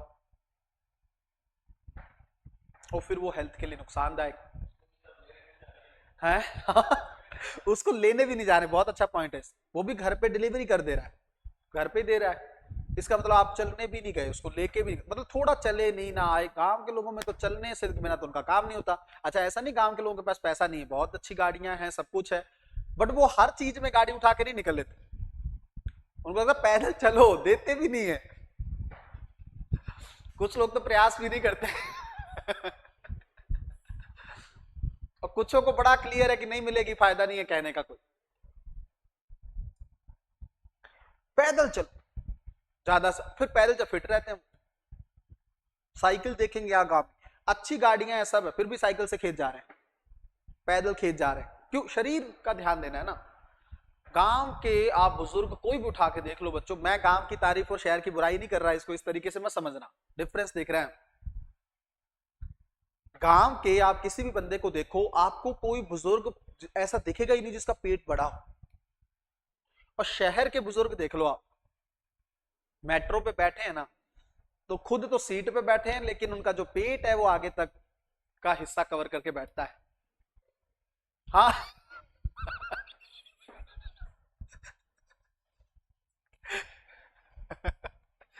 कहते खुद तो सीट पे बैठा है, पेट पैरों पे बैठा है। सही बात। तो आप बताओ क्यों बढ़ गया वो, चले नहीं।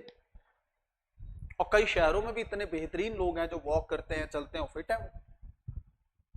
खाना टाइम से खाना, खाना खा के तुरंत पानी नहीं पीना, खाना बैठ के ही मतलब खाना खा के वहीं पड़े नहीं रहना, ये सब चीजें नहीं करते वो थोड़ा खाना खा लिया फिर घूम वॉक करना, चलना, थोड़ा सा जितनी जरूरत हो उससे थोड़ा सा कम खाना। लोगों में क्या होता है, जरूरत जितनी है ना उससे भी ज्यादा ठूसते हैं, पेट की कैपेसिटी से थोड़ा कम खाना। अगर आपको 4 रोटी की भूख लगती है ना, आपको 3 खानी चाहिए। अब कोई कहे सर मेरे को लगती 50 रोटी की है, फिर भाई कम से कम 35 रोटी में रोको अपने आप। मैंने देखे हैं ऐसे, कई जगह मैंने ऐसे लोग 14 रोटी खाते हैं एक टाइम। खैर चलो हम लोग इस पे आते हैं। इसके अंदर भी अगर आप लिखोगे मैं सुबह इतने बजे उठता हूँ, मैं इतने बजे पढ़ने लगता हूँ, मैं इतने बजे स्कूल जाता हूँ, इतने बजे मैं क्लास से आता हूँ, क्या है वर्णन।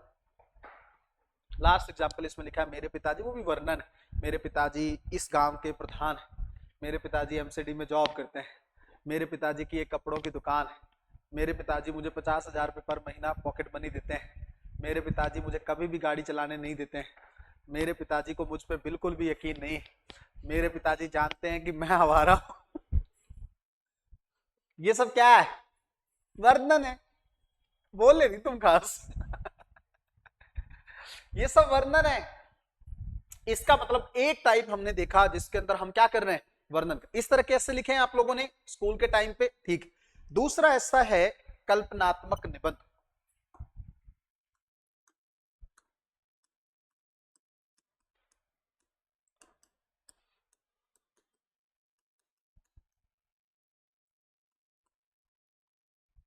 एग्जाम्पल, ऐसे निबंध जिसमें कल्पना प्रधान हो।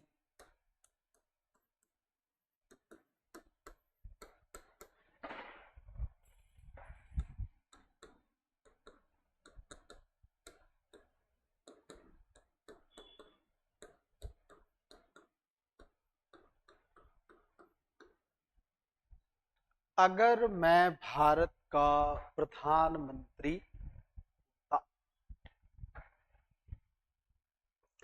मुझे लगता है ये भी कहीं ना कहीं आपके जीवन में ऐसे आपके सामने आया होगा।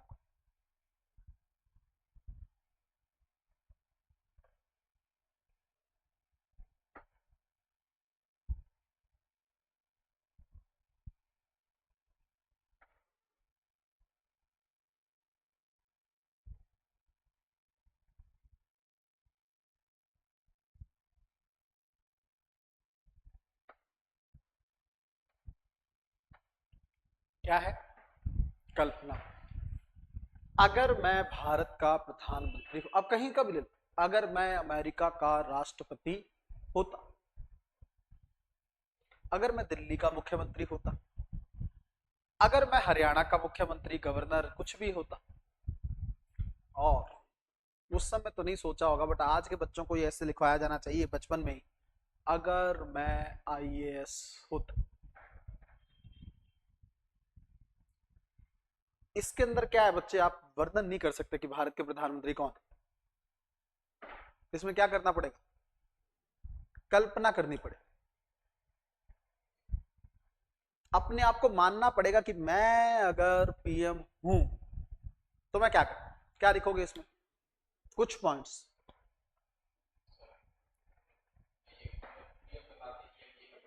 हाँ, मैं पीएम बनकर ये करता।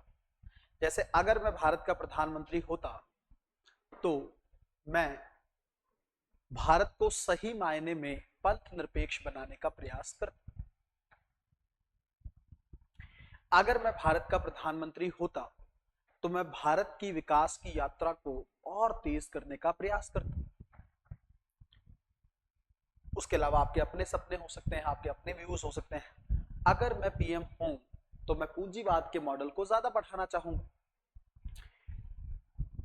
अगर मैं पीएम हूं तो मैं भारत के व्यापार को दोगुना कर दूं। मैं भारत के निर्यात को 5 गुना बढ़ा दूं। ज्यादा अतिवादी होते हैं कुछ लोग, आशावाद।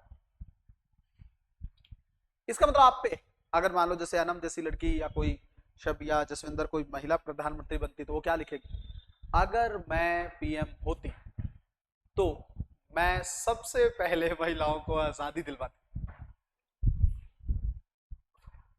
आजादी घर वालों से, आजादी पति से, आजादी भाइयों से, उसको पूरी तरह आजाद करती। महिलाएं करती हैं ये। अच्छा मेरे को एक बात बताओ, आपका क्या मानना है इस चीज को लेकर, 1 मिनट में मुझे डिस्कस करना है फिर आगे बढ़ते हैं। आपका क्या मानना है कि कोई भी इंसान चाहे महिला हो पुरुष हो पूरी तरह आजाद होना चाहिए या उस पर रोक होनी चाहिए? What you think about that? 1 minute सोच के फिर जवाब दो। सोचो थोड़ा सा फिर बताओ क्या लगता है आपको। पहले अंशका, क्योंकि वैसे तो महिला पहले पूछी जानी चाहिए लेकिन कोई दिक्कत नहीं है, इनका व्यू आएगा तभी तो काउंटर करेंगे। क्या लगता है, व्यवहार कैसे? मेरा सवाल सिर्फ इतना है, क्या व्यक्ति को पूर्ण आजादी होनी चाहिए या उस पर कोई रोक होनी चाहिए? रोक होनी चाहिए। रोक होनी चाहिए। हाँ, इस मामले में लड़की होने के बावजूद भी ये कह रही हैं कि कुछ रोक होनी चाहिए, तो इनका ही पॉइंट जानते हैं, बताइए। कैसे? कोशिश करो, शाबाश, बहुत बढ़िया।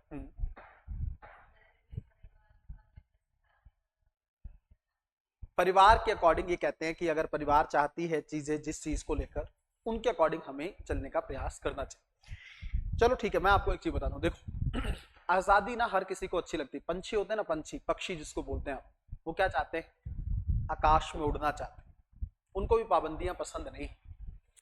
पर पक्षी और इंसान में क्या है, फर्क है। पक्षी किसी समाज में थोड़ी रहता है, पक्षी से जुड़ता नहीं है इज्जत का संबंध, पक्षी से जुड़ता नहीं है मूल्यों का संबंध। पक्षी की मर्जी है, ना उसको किसी को कुछ कहना है, ना उसकी मर्जी है, वो आकाश में उड़ना चाहता है, उसको आजादी पसंद। मैं खास ये कहूंगा, देखो अगर अमेरिका की बात करें, वहां लगभग लगभग एब्सोल्यूट इंडिपेंडेंस का कॉन्सेप्ट है, पूर्ण आजादी, व्यक्तिगत आजादी, इंडिविजुअल पर फोकस है। वहां बंदा जो चाहे वो करे, पर कुछ रोक वहां पे भी। बंदा ये तो नहीं है कि किसी को मारना चाहे तो मार दे, कानून तो वहां भी है। ये तो नहीं कि आप वल्गर चीजें जो हैं बिल्कुल पब्लिक में करें, ये तो वहां पे भी रोक है। इसका कहने का मतलब ये है कि चलो ना के बराबर ही सही, पर वहां पे भी लिमिटेशंस हैं। लेकिन भारतीय समाज की अगर हम लोग बात करें, तो भारतीय समाज के अंदर आप लोग को पता है कि हमारा कुछ एक संस्कृति है, कुछ एक सभ्यता है, उसके अकॉर्डिंग हम पर कुछ पाबंद, और ये सिर्फ औरत पर नहीं होनी चाहिए, पुरुष पर भी होनी चाहिए। पुरुष की पाबंदी ये है कि उसको, उसकी भाषा थोड़ी संयमित होनी चाहिए। पब्लिक में वो चलते चलते गालियां देने लगते रहो, इतनी बार मैंने सुना है पब्लिक, उसके अंदर वो पुरुष वाला एटीट्यूड दिखता रहता है। उसके अंदर ये नहीं होना चाहिए, मेल ईगो ज्यादा उसको ना तंग करे, उसके बीच में ना आए, बार बार उस चीज को उठाने की कोशिश ना करे। पुरुष को भी रोक है कि वो नशे की चीजों में ना जाए। पुरुष पे भी ये पाबंदी होनी चाहिए कि आप सही समय पे घर वापस आओ। पुरुष पे भी ये पाबंदी होनी चाहिए कि हरिद्वार में जा रहे हो, केदारनाथ जा रहे हो, कहीं जा रहे हो तो एकदम कपड़ों का उस तरीके से लेके पब्लिक में नहाना नहीं, उस पर भी पाबंदी होनी चाहिए। एक सिस्टमेटिक तरीके से आप चीजों को करोगे। और उसी तरह की कुछ लिमिटेशंस औरत पर भी होनी चाहिए।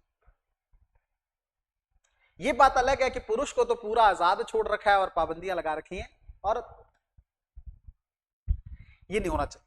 खैर, हम लोग बात कर रहे थे, अगर मैं भारत का पीएम होता तो मैं क्या करता। इसका मतलब ये जो ऐसे आप लिखोगे, इसके अंदर आपकी इमेजिनेशन, आपकी कल्पना, आपकी चीजें मैटर करेंगी। आप क्या सोचते हो, कैसे देश को आगे लेकर जाना चाहते हो। बचपन में ही लिखवा लिया जाता है आपसे, हालांकि उस समय आपको एक भी पॉइंट नहीं आता, ये भी मैं क्लियर। बट अगर टीचर समझाने वाला हो तो शायद बच्चा उस समय भी थोड़ा सा अच्छे से लिख। जसविंदर और शबिया, कन्हैया, सब बच्चे ये चाहते हैं कि सर थोड़ी बहुत रोक तो सब पे होनी ही चाहिए। दूसरे टाइप के निबंध में कोई इशू, इसमें सब कुछ आ जाएगा। अगर मैं पीएम होता, अगर मैं आईएएस होता, अगर मैं सीएम होता, अगर मैं गवर्नर होता, अगर मैं ये होता। अच्छा चलो, जरूरी नहीं है कि पोजीशन से ही जुड़ो, आप कुछ भी कल्पना में कर सकते हो। अगर इस समय मैं मनाली में होता, ठंडे क्षेत्र में होते, तो मैं क्या करता? वहां घूम रहा होता, मैं एंजॉय कर रहा होता, मैं फोटो खींच के भेज रहा होता, है ना, मैं आइस पे लोट रहा होता, स्नोफॉल का मजे ले, अभी चाहे वहां पे भी ना हो, कुछ भी कर सकते हो आप। इस समय अगर मैं कनाडा में होता, कुछ भी, और काश मैं यूरोप में यात्रा कर रहा होता, तो फिर लिखते 1 2 3 4।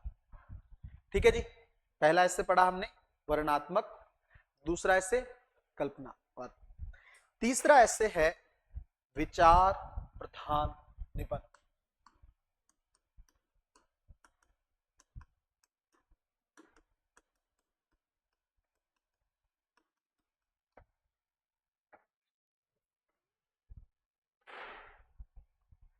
इसका एक एग्जाम्पल,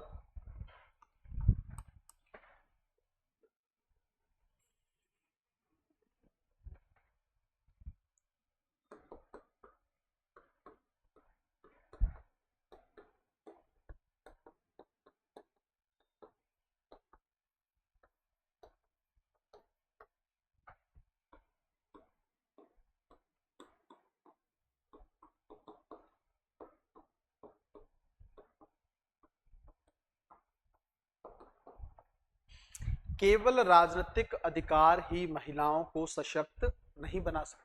एग्जाम्पल लिख लेना।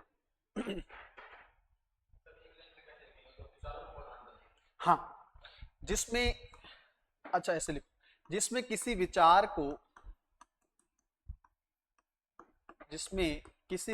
को प्रधान मानकर निबंध लिखा जाए।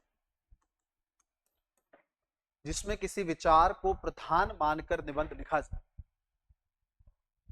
और एग्जाम्पल आपके सामने और भी दूंगा।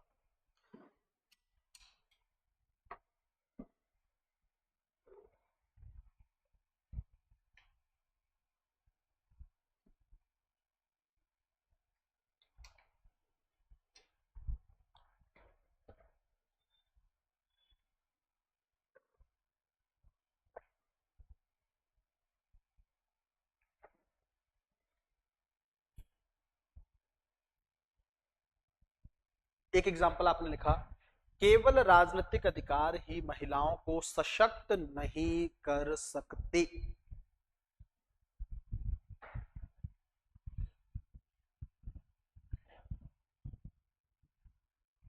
एक और मान लो मैं एग्जाम्पल लिखूं, केवल पूंजीवाद ही भारत को विकसित नहीं बना सकता।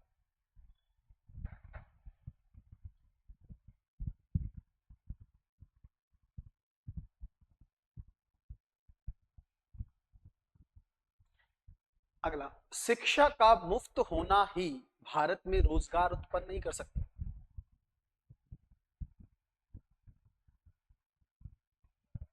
मुफ्त होना या फ्री होना ही भारत में रोजगार उत्पन्न नहीं कर सकता। स्किल भी चाहिए। या भारत साक्षर नहीं बन सकता, केवल शिक्षा के मुक्त होने से भारत साक्षर नहीं बन सकता। ये भी एक अच्छा टॉपिक है। अब क्या मतलब समझे इसको? जैसे इधर आओ, हमने एक लाइन लिखी कि केवल राजनीतिक अधिकार, महिलाओं को रिजर्वेशन दे दिया गया संसद के अंदर 1/3 या 1/3 सीटें। क्या सिर्फ इससे महिला सशक्त हो जाए? और भी तो काम करने पड़ेंगे। इसका मतलब एक विचार को सेंटर में रखा है, और विचार ये है कि केवल राजनीतिक विचार से काम नहीं चलेगा, अधिकारों से काम नहीं चलेगा। क्या करना होगा? सामाजिक अधिकार भी देने होंगे, आर्थिक अधिकार भी देने होंगे, पारिवारिक अधिकार भी देने होंगे, तभी होगा कुछ। समझे आप कहानी? मतलब कहने का मतलब ये विचार है इसमें सेंटर। क्या राजनीतिक अधिकार से ही काम नहीं होगा, बाकी सब चीजों पे भी काम। घर में उसकी वैल्यू ना हो, क्या करेंगे? राजनीतिक अधिकार। पढ़ाई उसको करने नहीं दिया जा रहा, कैसे इलेक्शन लड़ेगी? आर्थिक रूप से उसको सशक्त किया नहीं है, निर्णय निर्माण में कैसे भागीदारी लेगी वो? समझ रहे हो आप कहानी? अगर आपकी मदर के पास आर्थिक कंट्रोल है, पैसा है, तभी उस आपके पिताजी हो सकता है उससे थोड़ा बहुत बातचीत करें निर्णय निर्माण, वरना हो सकता है वो पूछे ही ना। समझ रहे हो कहानी? तो इसके अंदर अगर किसी विचार को प्रधान मानकर हम एक निबंध लिखते हैं, उसको हम लोग क्या बोलेंगे? विचार प्रधान निबंध। कई सारे एग्जाम्पल है।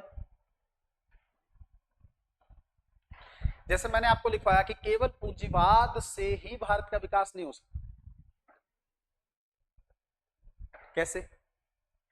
अगर सिर्फ पूंजीवाद रहेगा, सरकार का नियंत्रण नहीं रहेगा, तो उससे होने वाले नुकसान भी भारत को पीछे लेकर जा सकते हैं। जैसे आज भी भारत जो है कैपिटल अकाउंट पर कन्वर्टिबिलिटी को नहीं दर्शाता है। इकोनॉमी में हम लोग पढ़ते हैं करंट अकाउंट का मतलब ये है कि जैसे हम लोग माल भेजते हैं किसी देश में, गुड्स भेजते हैं, तो उससे हमें पैसा मिल जाता है, डॉलर तुरंत कन्वर्ट हो जाता है।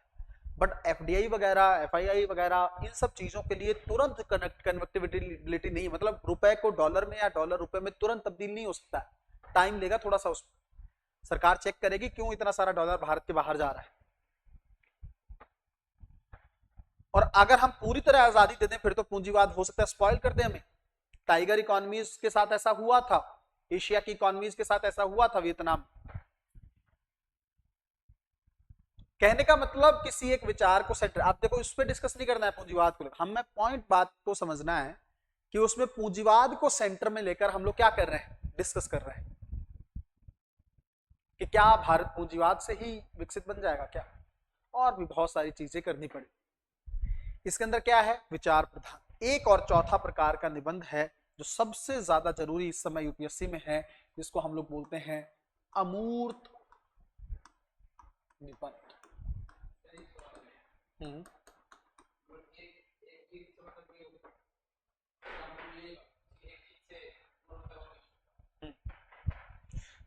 आप उस पर मत जाओ, आप ये सोचो किसी विचार को, थॉट को रख के ना फिर निबंध लिखना है। अब आप पे डिपेंड करता है कि आप उस विचार के पॉइंट्स को कितने सारे डायमेंशन आप दे सकते हो। जैसे महिला वाला लिया कि राजनीतिक, फिर आप लिखोगे इसका मतलब क्या है, सामाजिक अधिकार भी मिलने चाहिए, आर्थिक अधिकार भी मिलने चाहिए, पारिवारिक अधिकार भी मिलने चाहिए, शैक्षणिक अधिकार भी मिलने चाहिए, धार्मिक अधिकार भी मिलने चाहिए, सब मिलना चाहिए। लास्ट है आपका अमूर्त निबंध। इसके अंदर देखो ऐसे विषय जिन्हें इंद्रियों से अनुभव नहीं किया जा सकता, ऐसे विषय जिन्हें इंद्रियों से अनुभव नहीं किया जा सकता, सिर्फ बुद्धि से समझा या विचारा जा सकता है, सिर्फ बुद्धि से समझा या विचारा जा सकता है,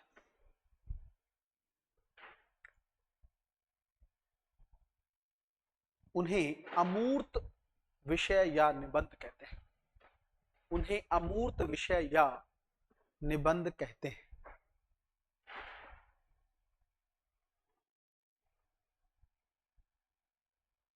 आसान भाषा में मैं आपको, अभी मैं इसके एस्से के निबंध दूंगा, पर पहले आप इस वर्ड को समझो। मैं अगर कहूं अच्छा व्यक्ति,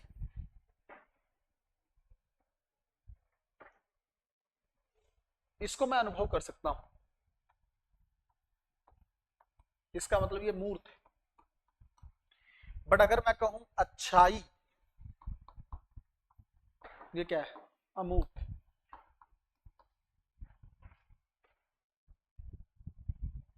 और आसान भाषा में समझे, गांधी जी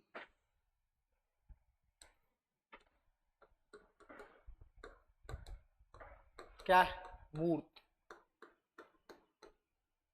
अनुभव कर सकते हैं गांधी जी, बट सत्याग्रह या स्वराज, ये क्या है, इसका मतलब व्यक्ति मूर्त होता है, उसकी विचारधारा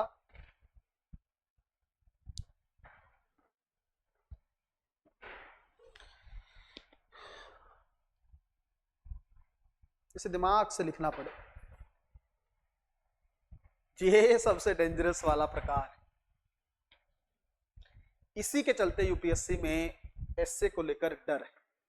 ये चौथा प्रकार का नहीं, बाकी तीन में आप अपना जीएस का नॉलेज यूज कर सकते हो। वर्णात्मक सब्जेक्टिव ऐसे जो हम लोगों ने बात कर सकते हो आप यूज। अगर यूपीएससी लिख दे मेरा भारत, लिख दोगे। अब तो बहुत सारे पॉइंट, भारत जो है दक्षिण एशिया में स्थित है, भारत क्षेत्रफल के अनुसार इतने नंबर पे आता है, भारत में इतनी सारी नदियां हैं, भारत में संसदीय लोकतंत्र है, भारत में शक्तियों का पृथक्करण है, लिख सकते हो कि नहीं, भारत में इतने राज्य हैं, भारत में इतने केंद्र शासित प्रदेश, वर्णात्मक है, सब्जेक्टिव है, लिख दो।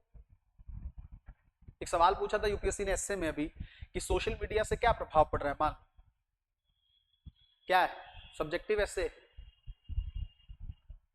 जो प्रभाव पड़ रहा है वो बता दो, पॉजिटिव, जो प्रभाव पड़ रहा है नेगेटिव बता दो, जीएस का नॉलेज डाल दो, चेप दो।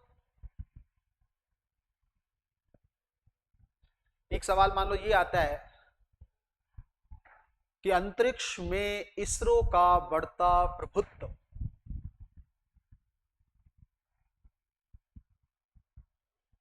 वही बताओगे ना कि इसरो ने क्या अचीव किया है। पता है ना, इसरो भारत की एक वैज्ञानिक संस्था है, या पता ही नहीं है? पता है, पता है। चंद्रयान और ये सब मिशन उसी ने भेजे हैं, मंगलयान, चंद्रयान, शुक्रयान, आदित्य L1, गगनयान। बताओगे अचीवमेंट्स और क्या है, प्रभुत्व है। कुछ कमियां बता दोगे लास्ट में कि अभी इन पे काम होना बाकी है, क्या है, सब्जेक्टिव ऐसे।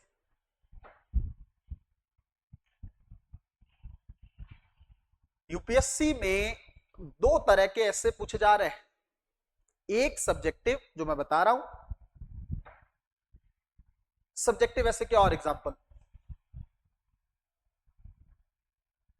महिलाओं का सशक्तिकरण, या एक टॉपिक बड़ा अच्छा मुझे लगता है कि कई बार मैंने दिया है, पता नहीं यूपीएससी तक पहुंच जाए तो पूछ ले, वैदिक काल की नारी वर्तमान में कितनी आजाद।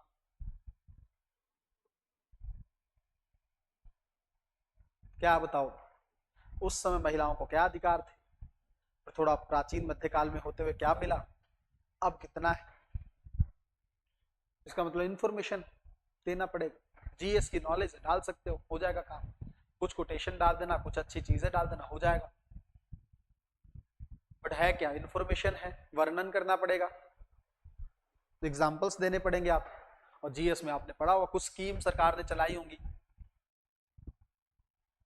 चलाई है ना, सुकन्या समृद्धि योजना, बेटी बचाओ बेटी पढ़ाओ, ये सब करके हो जाएगा कि नहीं, ये सब क्या सब्जेक्ट। अच्छा एक और इकोनॉमी का पूछ ले, भारत का विकास समावेशी नहीं, वर्णन कर सकते हो कैसे। वृद्धि तो हो रही है, जीडीपी 7, 8, 10% से बढ़ रही,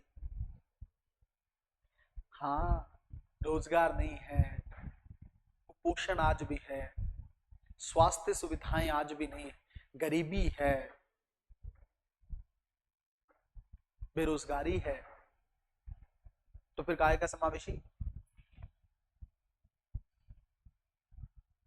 पहले आप विकास की डेफिनेशन वृद्धि की डालोगे, फिर आप समावेशी विकास की डालोगे, और हो सका वहीं पे सतत विकास डाल देंगे। बताया ही हूं, वृद्धि मतलब मात्रात्मक बढ़त, आज मेरे पास 10 रुपए हैं, अगले साल मेरे पास 12 रुपए, दो बढ़ गया।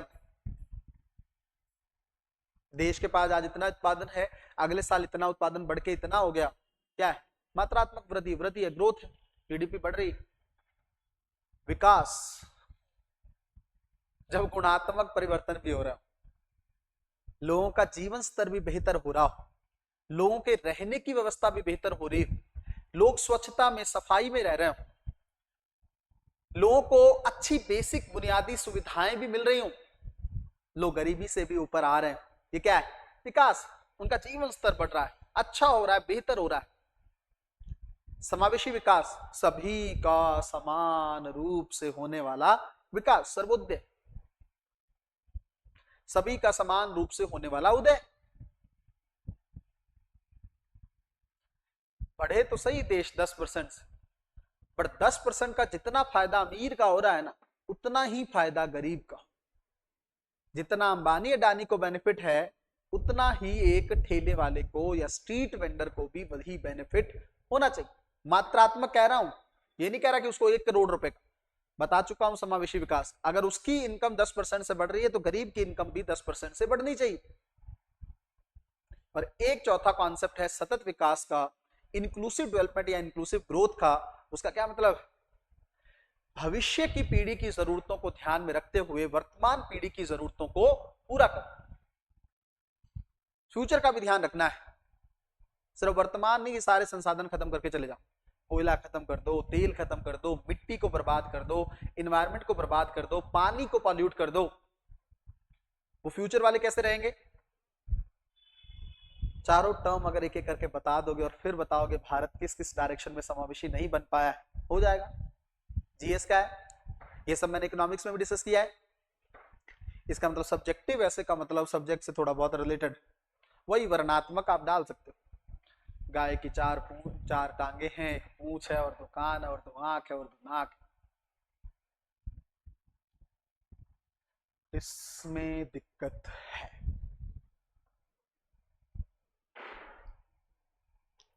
एक एग्जाम्पल, इसके आप एग्जाम्पल मैं यूपीएससी के दे रहा हूँ।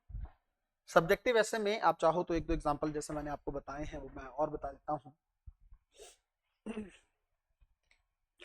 क्या प्रतिस्पर्धा का बढ़ता हुआ स्तर युवाओं के हित में है? ये सवाल यूपीएससी ने पूछा। इससे कंपटीशन बढ़ रहा है, क्या पॉजिटिव है क्या वो यूथ के? दोनों सेंस बताओगे, पॉजिटिव भी नेगेटिव भी, मतलब इसमें लिख सकते हो ना। अच्छा देखो, फॉर एग्जाम्पल मैं कह रहा हूं कंपटीशन बढ़ रहा है, पॉजिटिव क्या है? युवा और मेहनत करेगा कि अच्छा कंपटीशन और मेहनत करूं मैं, उसको ये पॉजिटिव मोटिवेशन है। उसको मजा आएगा कि 14 लाख में से मैं 10,000 13,000 में आया हूं।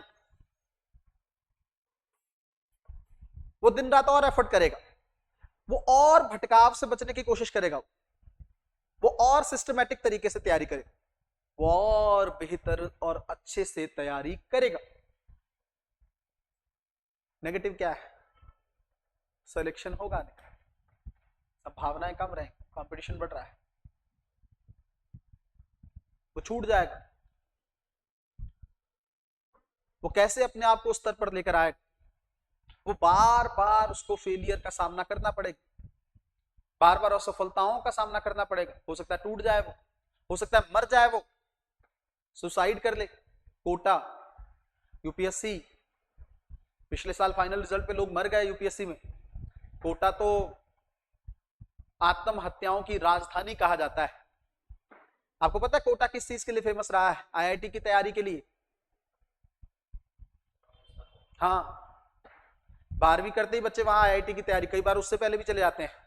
इतना प्रेशर इतना प्रेशर इतना प्रेशर क्रिएट करते हैं, माँ बाप कहते हैं आईआईटी चाहिए चाहिए चाहिए, मर जाता है वो, प्रेशर झेल ही नहीं पाता। आपने 3 इडियट मूवी देखी हो, आपको पता होगा, उसमें सेम कॉन्सेप्ट है, सेम है। आमिर खान कहता है ना, वो मर जाता है उसमें एक लड़का जो जहाज बना के देता है, उसकी क्रिएटिविटी को प्रिंसिपल मानता नहीं, तो मर जाता है। तो वो कहता है आप दोषी हो, प्रिंसिपल कहते यहां जो प्रेशर क्रिएट किया ना उसके चलते मरा है।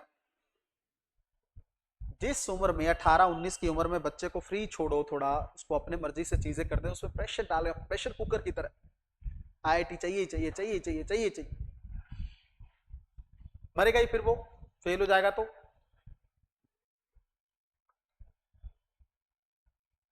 नेगेटिव, पॉजिटिव भी देखा, नेगेटिव भी देखा, नेगेटिव ज्यादा है। फिर आप बताओगे कंपटीशन को कम कैसे किया जा सकता है? ज्यादा नौकरियों का सृजन करके। फिर आप ये भी बता सकते हो कि सरकार ही नहीं, प्राइवेट सेक्टर में भी ढूंढना चाहिए। मैं कहता हूं इतना खूबसूरत ऐसे लिखा जा सकता है, मजा आ जाए। पता हो बस। अब अगर मैं यहां कह के छोड़ देता कि क्या प्रतिस्पर्धा का बढ़ता स्तर युवाओं के हित में, शायद नहीं सोच पाते आप, बट मैंने एक्सप्लेन कर दिया, अब आ गया ना दिमाग में कैसे लिखना है। बच्चों मैं समझाऊंगा अभी आपको निबंध की प्रक्रिया भी, आज की क्लास में अगर हो पाएगा तो ठीक है, जितना कर रहे हैं हम लोग, बट कल भी आएगा ये कॉन्सेप्ट। आप मतलब हैरान हो जाओगे समझ के कि यार कितना डिफरेंस है क्लास का इससे। कई लोग कहते हैं ऐसे हम खुद कर लेंगे, मुझे कोई दिक्कत नहीं है, करो, बट समझ में आएगा कि ऐसे में जब नंबर नहीं ना आएंगे तब याद करोगे मुझे ही या किसी टीचर को।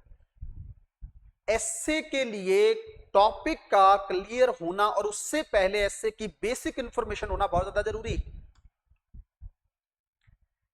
इतना डिले से मैंने आज तक इस कोर्स को शुरू नहीं किया, अभी किया है, उसका रीजन है कि ये सबसे स्पेशल बैच है। एस्से नहीं है, कहीं नहीं है कंटेंट, इसमें कहीं नहीं है, मार्केट में घूम घूम के देख लो आप। ऐसे कौन पढ़ेगा, ऐसे कौन समझाएगा? एक वर्ड से उठा लोग डिस्कस करना शुरू कर दे। यूपीएससी टीचर क्या करता है, ये देखो बच्चों, ये निबंध का ये इतने तरह के मतलब 2 निबंध आपसे पूछे जाएंगे, एक सब्जेक्टिव एक वो, आओ हम यूपीएससी के पीवाई को डिस्कस करते हैं। कर लो डिस्कस। जब यही नहीं पता उसको कि निबंध क्या है, जब उसको यही नहीं पता निबंध की शुरुआत कहां से हुई, उसको यही नहीं पता कितने तरह के निबंध लिखे जा सकते हैं, उसको डेफिनेशन नहीं पता ऐसे की, कहां से लिख देगा वो? सबसे पहले उसको क्या क्लियर होना चाहिए, है क्या ये, क्या भला क्या है ये, फिर कदम। अभी मैंने आप एक लेटेस्ट एग्जांपल मैंने लिया है, मैं एक और ले लूंगा, कोई दिक्कत नहीं, आप सोच लो। जब मैंने ये बोला कि प्रतिस्पर्धा का बढ़ता स्तर क्या युवाओं के हित में, कुछ आया था दिमाग में? कुछ नहीं आया, थोड़ा बहुत आया भी होगा, हो यार है क्या है। और जैसे ही मैंने बोलना शुरू किया कि अच्छा पॉजिटिव क्या है, आने लगे पॉइंट्स। फिर मैंने कहा नेगेटिव क्या है, आने लगे पॉइंट। फिर मैंने कहा कैसे प्रतिस्पर्धा को कम कर सकते हैं, आने लगे पॉइंट। फिर मैंने कहा कैसे सरकार ही नहीं प्राइवेट सेक्टर में भी क्रिएट कर सकते हैं, आने लगे पॉइंट्स। फिर एक पॉइंट पैराग्राफ में ये दिखा सकते हो कि मोटिवेशन कैसे उनको देना जरूरी है इस टाइम जब तक रोजगार क्रिएट, आने लगेगा पॉइंट। बच्चों को नैतिक रूप से अंदर से मजबूत कैसे बनाएं कि वो प्रतिस्पर्धा का सामना कर सके। मेरे जैसा व्यक्ति समझेगा, आप थोड़ा सा एक गंभीर टॉपिक में हम लोग एंटर कर चुके हैं, तो थोड़ा सा समझ लीजिएगा, सब बच्चों के लिए बहुत जरूरी है। इतने मैसेजेस इस बार आए हैं, सर मेरा रिजल्ट नेगेटिव रहा है, मैं क्या करूं, मैं क्या करूं, ऑफिस के नंबर पर भी, पर्सनल नंबर पर भी, मैं मुझे समझ में नहीं आ रहा मैं बच्चों को कैसे समझाऊं। क्यों? प्रतिस्पर्धा का सामना करना नहीं सीख पा रहे हैं। हमें देखो भाई, मेरी एक बात सुनो, बिल्कुल आसान शब्दों में समझिएगा आप, थोड़ा सा टॉपिक जो है एक्सट्रीम लेवल पर है, दिमाग में उतर जानी चाहिए चीजें, हमेशा के लिए रेडी हो जाओगे। 2 मिनट के लिए, 5 मिनट के लिए कॉन्सेंट्रेट करना। देखो, अगर मैं कहूं कि बाबर भारत में पहली बार लड़ने आया, चलो छोड़ो पहली बार, वो तो जीत गया, पृथ्वीराज चौहान की बात करते हैं, मोहम्मद गौरी की बात करते हैं। अगर वो फर्स्ट टाइम लड़ने आ रहा है और उसके पास 5,000 लोग, 5,000 सैनिक, तो पृथ्वीराज चौहान लड़े, मार दिया, हरा दिया, जो मर्जी समझ, तो हम उस हिसाब से तैयारी करेंगे, 5,000 लोग हैं। बट अगली बार वो 20,000 या 30,000 की सेना लेकर आ जाए, या लाख की सेना लेकर आ जाए, तो हमारी तैयारी कैसे होगी? और बेहतर होगी ना। अगर हमें पता था एक समय पर कि यूपीएससी में 3 लाख लोग, 4 लाख लोग ही फॉर्म फिल कर रहे हैं, तो हमारी तैयारी का स्तर ठीक भी रहता तो चल जाएगा। बट अगर हमें पता है कि यूपीएससी में इस समय 14 लाख 15 लाख फॉर्म भरे जा रहे हैं, 7-8 लोग, 10 लाख लोग एग्जाम देने जा रहे हैं, तो हमारी तैयारी का स्तर क्या होगा? सबसे पहले अपने मन को यह मैसेज देना सीखो, सफलता मत बोलो मन को, मत कहो मन को कि मैं तो फर्स्ट अटेम्प्ट दे रहा हूं, मेरा हो जाएगा। मन को यह बोलो कि यार बेहतर देना है। रिजल्ट का मत सोचो आप, अगर सोचोगे ना तो जैसे फेलियर आएगी एक्सेप्ट नहीं कर पाओगे, रियलिटी को एक्सेप्ट नहीं कर पाओगे। आपको यह कहना है कि सफलता में पहले और अब में डिफरेंस है, कंपटीशन इतना इंक्रीज हो चुका है, यूपीएससी के सवाल पूछने का तरीका बदल चुका है, थोड़ा सा आंसर कीज को लेकर भी इश्यूज हैं। ऐसी कंडीशन में मुझे तैयारी और अच्छी करनी पड़े, मुझे और बेहतर तैयारी करनी पड़े। और अगर खुदा ना खास्ता मैं फेल हो जाती हूं या हो जाता हूं, तो मुझे इसके लिए तैयार रहना हो। हजारों बार बोल चुका हूं, बार बार बोल चुका हूं, कई बार सफलता का रास्ता सफलताओं से होकर जाता है। 6th अटेम्प्ट में लोग आईएएस बने हैं, 9th अटेम्प्ट में जिनका ओबीसी कैटेगरी आईएएस बने हैं, इससे भी ज्यादा अटेम्प्ट में लेकर लोग एससी में आईएएस बने। 35 साल से ज्यादा के लोग, जिनको लोग बुढ़े बोल देते हैं, बुजुर्ग बोल देते हैं, एल्डर बोल देते हैं, वो भी आईएएस बन गए। अंदर सिर्फ दृढ़ निश्चय होना चाहिए कि मुझे बनना है। मैं ये नहीं कहता तुम 40 तक लगे रहो, प्लान भी करो, दिस इज इंपॉर्टेंट। पर अगर यूपीएससी की तैयारी की है ना, तो लड़कियों चाहे शादी से पहले हो, शादी के बाद हो, इस एफर्ट को नहीं छोड़ना है। आपको पता ही नहीं कि कौन सी चाबी से आपका ताला खुल जाए।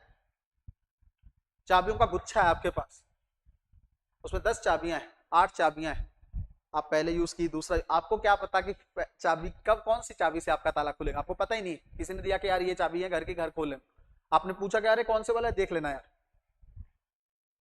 खोला नहीं खुला, खोला नहीं खुला, खोला नहीं खुला, पता है एक ही चाबी है उसके अंदर खुलने वाला। हो सकता है 10वीं ही चाबी से, हो सकता है 4थी से खुल जाए, हो सकता है 6ठी से खुल जाए। और अगर आपने 9 चाबियों का इस्तेमाल किया और आप गुस्से में आकर चले गए तो किसका नुकसान होगा कि नहीं?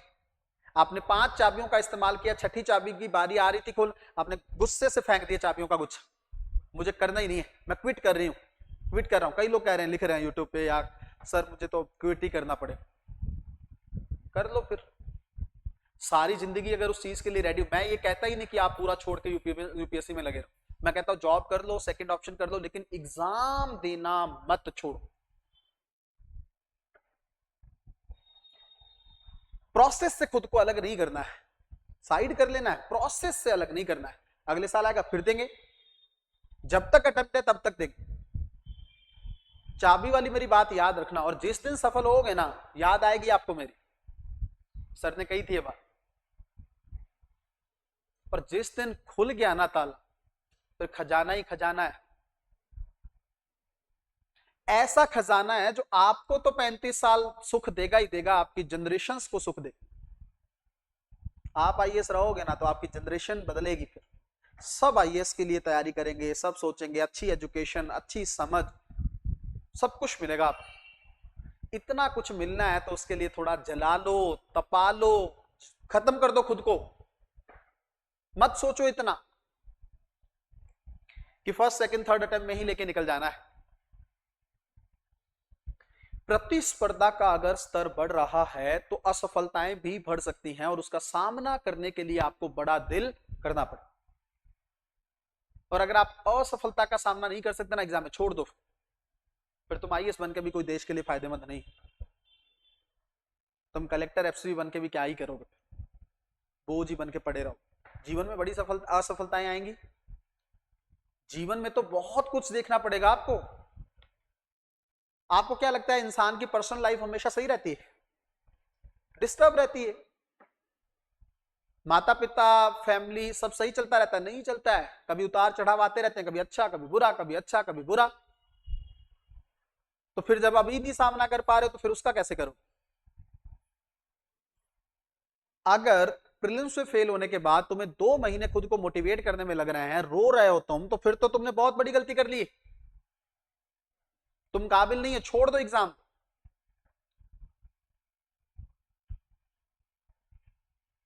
तुम्हें 1-2 दिन को रोने का हक है, 1-2 दिन नेगेटिव होने का हक, बट फिर से अपने आप को तैयार, और जरूरी नहीं है चिल्ला चिल्ला के दुनिया को कहो मुझे एग्जाम फिर से देना है, अपने मन में रखो, मत बोलो घर वालों को ठीक है जी आप अपना प्रोसेस करिए जो करना है, मैं पापा वो एग्जाम दे ही नहीं रही, मैं कुछ और दे रही हूँ। क्यों बताना है उनको? जरूरत पड़े थोड़ा बहुत बताओ, नहीं तो मत बताओ। ये लड़ाई उनकी नहीं है, हो सकता है आपके परिवार की उतनी बड़ी लड़ाई ना हो, ये लड़ाई किसकी है? खुद की। आपके माता पिता ने आपके लिए पैसा दिया हो सकता है, बट आईएएस बनने का जज्बा आपका खुद का है। आप आईएएस से पीछे हट जाओगे, 4 दिन में आपके माता पिता दुनियादारी भूल जाएगी, बट आप सारी जिंदगी नहीं भूल पाओगे कि आप आईएएस के लिए एग्जाम देने गए थे, जहां से फेल होके लौटे थे। अटेम्प्ट आपने अच्छे प्रयास किए, नहीं हुआ कोई दिक्कत नहीं है, हम जैसे लोग, बाकी लोग भी बैठते हैं, बट लास्ट अटेम्प्ट तक हिम्मत ना हारना, this is very very important, ये बहुत जरूरी है। ये फिर आपको अगली जिंदगी में तंग नहीं करेगा। आपको पता है मैंने अपना बेस्ट दिया है, कोई बात नहीं, ईश्वर ने जो कुछ सोचा हो, शायद ईश्वर ने ये सोचा तो मैं कर रहा हूं, बट अगर बीच में छोड़ के भाग गए ना, वो कहते हैं ना कि मरने के बाद आत्मा भटकती है, आप जिंदा भटकोगे, कितने मर्जी श्राद्ध करते रहे आप, कुछ नहीं होने वाला, भटकेगी आपकी आत्मा, सुकून नहीं मिलेगा आपको। काश एक और दे ही लेते तो आज जिंदगी कुछ और होती।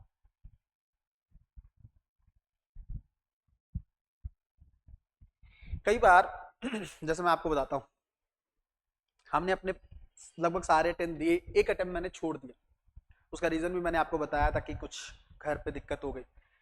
पर कई बार मैं फ्रस्ट्रेट हो जाता हूँ ना, पढ़ा के सुबह से शाम तक 14-15 घंटे क्लास करता हूँ, तो मेरे मन में आता काश मैं 1 साल और रुक ही जाता, जब इतना रुके थे तो थोड़ा एक और आता है जीवन। आपको भी ये समझना चाहिए, फिर जीवन में हर जगह हर पड़ाव पे तंग करता रहेगा वो। फिर भी मैंने लड़ाई लड़ी बहुत लंबी, उसके अपने कारण थे। शबिया कह रही है कि सर हमारे लिए बहुत मुश्किल था लेकिन हम छोड़ नहीं रहे हैं। रिजल्ट के बाद 3 दिन बहुत बुरे निकले लेकिन बहुत अच्छी बात है शबिया। मुझे याद है मैंने अगले दिन क्लास की थी, तुमसे बात की थी, तब से तुम पॉजिटिव हो गए थे। ये मेरे को सबसे अच्छा लगा और तुम्हारा एग्जाम्पल पूरा साल देते रहेंगे हम, बड़ा अच्छा लगा मुझे। शिवानी है अपनी क्लास की, 4-5 दिन नेगेटिव रही हैं, उनसे बात की, पॉजिटिव हुई, समझी, फिर से लड़ने के लिए तैयार है। आज जो शाम में अंतिम प्रहार बैच शुरू हो रहा है उसमें वो बच्ची दिखेगी आपको, और मैंने उसको कहा है बस ये लास्ट ही है।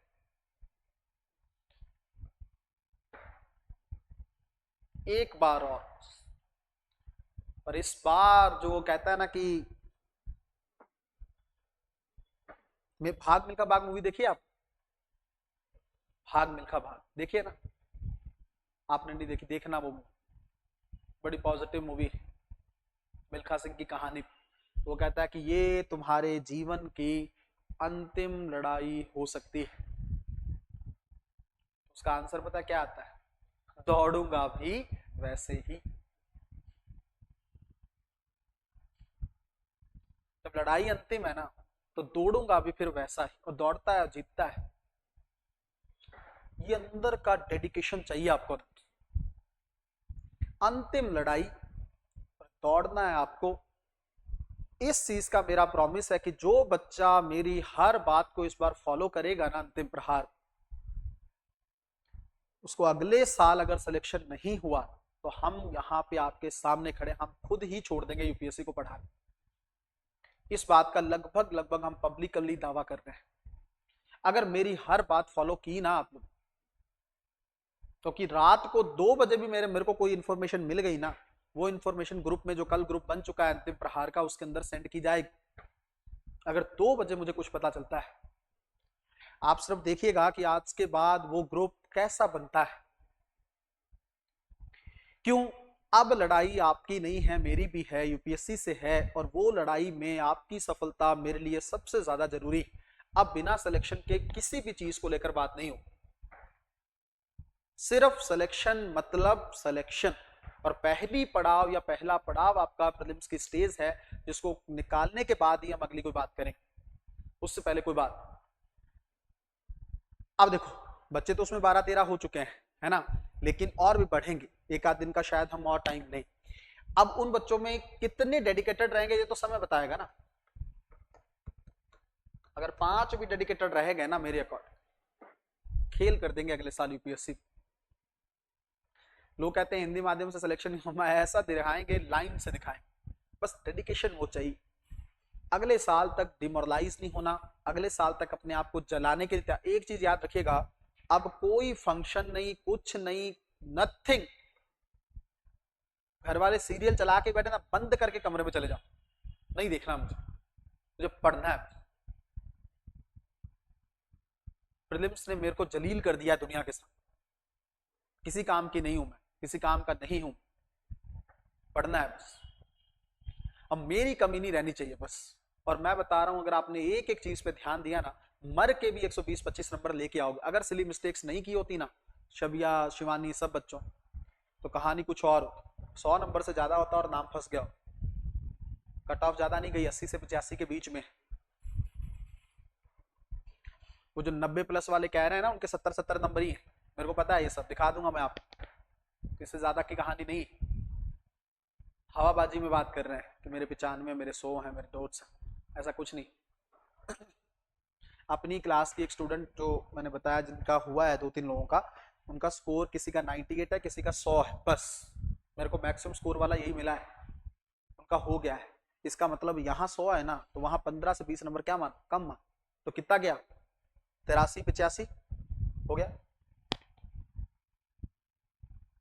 200 में से वही 80-85 नंबर आपको चाहिए, क्या क्या बड़ा चाहिए, 40 सवाल भी नहीं चाहिए काट पीट के। पर मेरे स्टूडेंट होने के नाते आपका फर्ज बनता है कि आप जो समझाऊं वो करो। और इस बार मेरा स्टार्टिंग जो अंतिम प्रहार की हो रही है ना, वो प्रीलिम्स के इस साल के सवालों से ही हो रही। आपके सामने होंगे वो सवाल, आज शाम 5 बजे से वो क्लास शुरू होने वाली है। ठीक है, जूम का सेशन चलेगा, बंद नहीं होगी क्लास, लंबी चलेगी। पहले 40-40 मिनट की क्लास के बाद गैप होता था, अब नहीं, पेड वर्जन जो है उसमें ले लिया गया है और उसके थ्रू आपकी क्लास होगी। बहुत अच्छे तरीके से हम उसको आज स्टार्ट करने वाले हैं। ठीक है, तो लड़ाई सिर्फ आप लोगों की नहीं है, मेरी भी है। अगले साल मतलब हर हाल आप लिस्ट में होंगे। और एक और मजेदार बात, सिर्फ प्रीलिम्स नहीं है अगले साल, मैं अलग सीएपीएफ का ग्रुप बना चुका हूं। जो बच्चे इस बार सीएपीएफ दे रहे हैं उनको भी लेकर मैंने काम शुरू कर दिया है। उससे पहले जितने भी एग्जाम आएंगे मुझे आपका एक ना एक प्लान भी चाहिए। 24 मई से पहले मुझे कोई ना कोई एक एग्जाम चाहिए, उसके लिए मुझे अलग से कोई फीस कुछ नहीं। मेरी जिम्मेदारी है कि मुझे आपको पहले लिस्ट में लाना है, ताकि आप 2026 से प्रीलिम से पहले आप कहीं ना कहीं पे सेटल। जब वो स्ट्रेस खत्म हो जाएगा ना, तो फिर प्रीलिम्स में अपने आप नंबर आ जाए। अभी क्या डर है जॉब को लेकर, तो वो डर जो है आपका खत्म हो जाएगा इस बैच के थ्रू। क्यों, हर चीज अपडेट करने वाला हूँ, पीसीएस वाली चीजें हो, सीएपीएफ का एग्जाम हो, अगर सेबी का कोई ऐसा अच्छा एग्जाम आता है जिसमें एग्जाम देके आप निकल सकते हो, एक अच्छी जॉब आपके पास हो सकती है, अपडेट मैं कर दूंगा। आप करो, आप आरबीआई के लेकर कोई अच्छा एग्जाम का आता है, ग्रुप बी का, डी का, जो भी, तो वो चीज भी आपको मैं बता दूंगा, अपडेट कर दूंगा, ताकि आप उस एग्जाम को फटाफट करके किस तरीके से तैयारी करनी है वो सब करके आप फटाफट एक प्लान बी को लेकर अपने आप को सिक्योर, चाहे लड़का है चाहे लड़की, I want a job systematic तरीके से, और गवर्नमेंट सेक्टर में चाहिए, प्राइवेट सेक्टर की जॉब नहीं चाहिए। सिंपल सी बात, प्राइवेट करना है तो बाद में आ जाना मेरे पास पढ़ा देना। ठीक है, एक दो हैं स्टूडेंट, शायद इस बार मैं उनको एक अपॉर्चुनिटी देने वाला हूँ। अच्छा रहा है उनका, इंग्लिश मीडियम से हैं, काफी दिन से परेशान भी हैं, तो आई एम ट्राइंग कि वो दिल्ली डेली जो है यूट्यूब पे डेली एडिटोरियल का सेगमेंट स्टार्ट करें। पर्यावरण को लेकर आपका जो है फाउंडेशन में चीजें स्टार्ट हो रही हैं, तो अनुराग सर जो हैं वो आपको पढ़ाएंगे, है ना। लगभग 2 से 3 दिन बाद वो चीज स्टार्ट होने वाली है, तो उसका जिक्र मैं फाउंडेशन की क्लास में करूंगा। यहाँ की क्लास में मैं सिर्फ इतना कहना चाहूंगा, अगर आप ये सोच के बैठे हैं कि ऐसे आप खुद से कर लेंगे, आप जीवन की बहुत बड़ी गलती कर रहे हैं, पछताइएगा मत। फिर अभी ऐसे होना क्यों ज्यादा जरूरी है, उसका सबसे बड़ा रीजन ये है कि आप अगले 6-7 महीने में ऐसे लिखने की प्रैक्टिस करते रहो घर। बाद में ऐसे करने का मतलब ये है कि फिर आपके पास लिखने का समय नहीं रहेगा। आज तैयार हुआ रहेगा, कंटेंट रहेगा, 5-6 ऐसे मेरे सामने लिख लोगे, कहीं ना कहीं पे हाथ खुल जाएगा, इससे को लेकर डर खत्म हो जाएगा। और वही चीज लटकाते रहोगे, अपने लिए एक बहुत बड़ा नुकसान क्रिएट करोगे, और फिर उससे होने वाली जो भी चीजें हैं उसका सामना आपको खुद करना पड़ेगा। देखो, रहना ही, प्रीलिम्स में पास होके मेंस में रह गए उसका भी क्या मतलब, मेंस से पास हो गए इंटरव्यू में रह गए उसका भी क्या मतलब, रह तो गए ना, रह तो गए ना, रहना ही तो नहीं है। और जिसका मेंस सक्सेस तैयार होता। अच्छा एक बात बताओ, दो बच्चे हैं, एक बच्चा वो है जब प्रीलिम्स लिखने जा रहा है उसके मन में है कि यार मेरा एससे भी तैयार है, मेरा सब तैयार है। एक बच्चा वो है जिसको ये है कि यार अभी मेरा एससे तैयार नहीं है। तो किसके नंबर ज्यादा आने की संभावना है? जिसका तैयार है वो क्या रहेगा, रिलैक्स्ड है। माइंड भी तो रिलैक्स होता है, नर्व सिस्टम है हमारा, माइंड रिलैक्स कर देती है वो चीजें, हमारा काम तैयार होता है। जिसका ऑप्शनल ही रेडी नहीं है, एससे ही रेडी नहीं है, तो वो क्या प्रीलिम्स में अच्छा परफॉर्म करेगा, और हो भी क्या तो मेन से बाहर। अरे अभी फ्री माइंड है, अच्छा है, अच्छे से एससे को तैयार किया जा सकता है, तो कर लो ना, किस चीज का इंतजार है। और अगर इस तरीके से एससे को नहीं समझा, इस क्लास से आपको काफी बेसिक इंफॉर्मेशन मिल गई होगी, अगर यहां तक जाके आपको चीजों को समझ में नहीं आया तो फिर आपको समझ भी नहीं आए। अभी तो एससे को लेकर बड़ा खेल होना है, कल की क्लास में प्रॉपर मैं आपको प्रोसीजर बताने वाला हूं। एससे में कौन कौन से चरण होते हैं, एससे में अगर भूमिका लिखनी है तो किस तरह की भूमिका कितने तरह की हो सकती है, कौन कौन सी पॉइंट से आप शुरुआत कर सकते हो, घटना कौन सी है, कहानी कौन सी है, मेन बॉडी जो है उसके अंदर कैसे लिखना है, विषय को कैसे समझना है, एग्जाम्पल्स के थ्रू समझने की कोशिश करेंगे। बड़े अच्छे अच्छे टॉपिक्स मैंने डिसाइड कर रखे हैं आप लोगों के, अगर वो डिस्कस हो गए ना तो फिर मजा आ जाएगा। सोचने की शैली आपकी, और यही शैली आपको एथिक्स में बहुत हेल्प करेगी। भाई एक बात बताओ, एथिक्स में क्या है, सोचना ही तो है। मैं कहूं, अच्छा एथिक्स में यूपीएससी ने एक सवाल पूछा, आपके लिए खुशी क्या है, सवाल एथिक्स का है, पहला ही सवाल, आपके लिए खुशी क्या है, क्या कहोगे फिर, बिना सोचे बता दोगे इसका आंसर? डेफिनेशन थोड़ी है खुशी की कहीं से लिख के चेप दी, बताओगे ही। कई लोग कहते हैं दूसरों की सेवा करने में मुझे खुशी मिलती, कई लोग कहते हैं मुझे मेरे पिताजी जितने पैसे देते, जो हो जेन्युइन बताओ, बट यूपीएससी का आंसर लिखना है तो ऐसा बताओ जो उसको इम्पैक्ट करे। ये नहीं कि सर मेरे को घूमना बड़ा पसंद है तो मेरे को बड़ी खुशी मिलती है, वो कहेगा काम की खुशी नहीं है इसकी, ये अपने ही स्वार्थी स्वभाव में उलझा रहेगा ये सारी जिंदगी। कोई कहे मेरे को गाना सुनने में खुशी मिलती है, कोई कहे मुझे अपने पे बात, ऐसी खुशी होनी चाहिए जो दुनिया से जुड़ी हो। आप में से अगर कोई बच्चा उस सवाल में लिख पाता तो ये लिखना चाहिए था कि जब किसी गरीब व्यक्ति को किसी नीति का फायदा उठाकर, अपना लाभ उठाते या किसी नीति का बेनिफिट उठाकर उसके चेहरे की खुशी को देखता हूं ना, तो मुझे बड़ा सुकून मिलता है। अगर मैं देखता हूं कि हाँ पॉलिसी, इसका मतलब हो गया ना कहानी किससे जुड़ गई, आईएएस से जुड़ गई कि नहीं। काम क्या क्या करना है आपको, नीतियों का क्रियान्वयन करना है। और आपने देख लिया कि किसी व्यक्ति को नीति का प्रभावी बेनिफिट मिल रहा है, क्या है, खुशी है, खुश हो जाएगा एग्जामिनर, कहां से लाया है ये। क्यों बड़ी बड़ी इधर उधर की बातें, जिस पे लिए तुम्हें चुना जा रहा है उस पे बात करो ना। सर मुझे मूवी देखना बड़ी खुशी देता है, तो मूवी देखने के लिए आईएएस तो तो मूवी ही देख, फिर मुझे घूमना पसंद है तो घूम ही, अब मुझे खाना बड़ा पसंद तो खा, तू खुश तू खुश रह, नहीं जरूरत तुझे तो कोई बात नहीं, तू खुश रह, समाज तुझसे खुश नहीं रहेगा। तो इसलिए एग्जामिनर समझ जाता है कि नहीं ये है नहीं काम का बंदा, इसको हटाओ साइड में।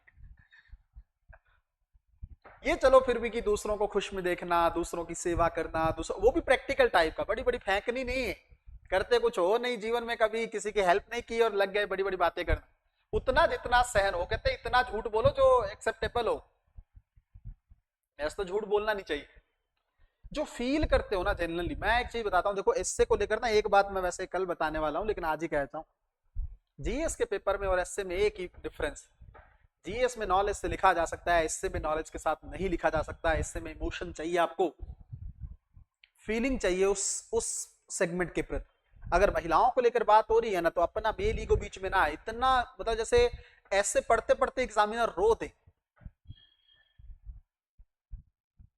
किसान का जिक्र है ना, तो ऐसा लिखो कि ऐसे पढ़ते पढ़ते एग्जामिनर रो दे कि यार क्या बात कही, मजा। और लिख सकते हो, कोई बड़ी बात नहीं है, कोई बड़ी बात नहीं, इमोशन लाओ अपने अंदर।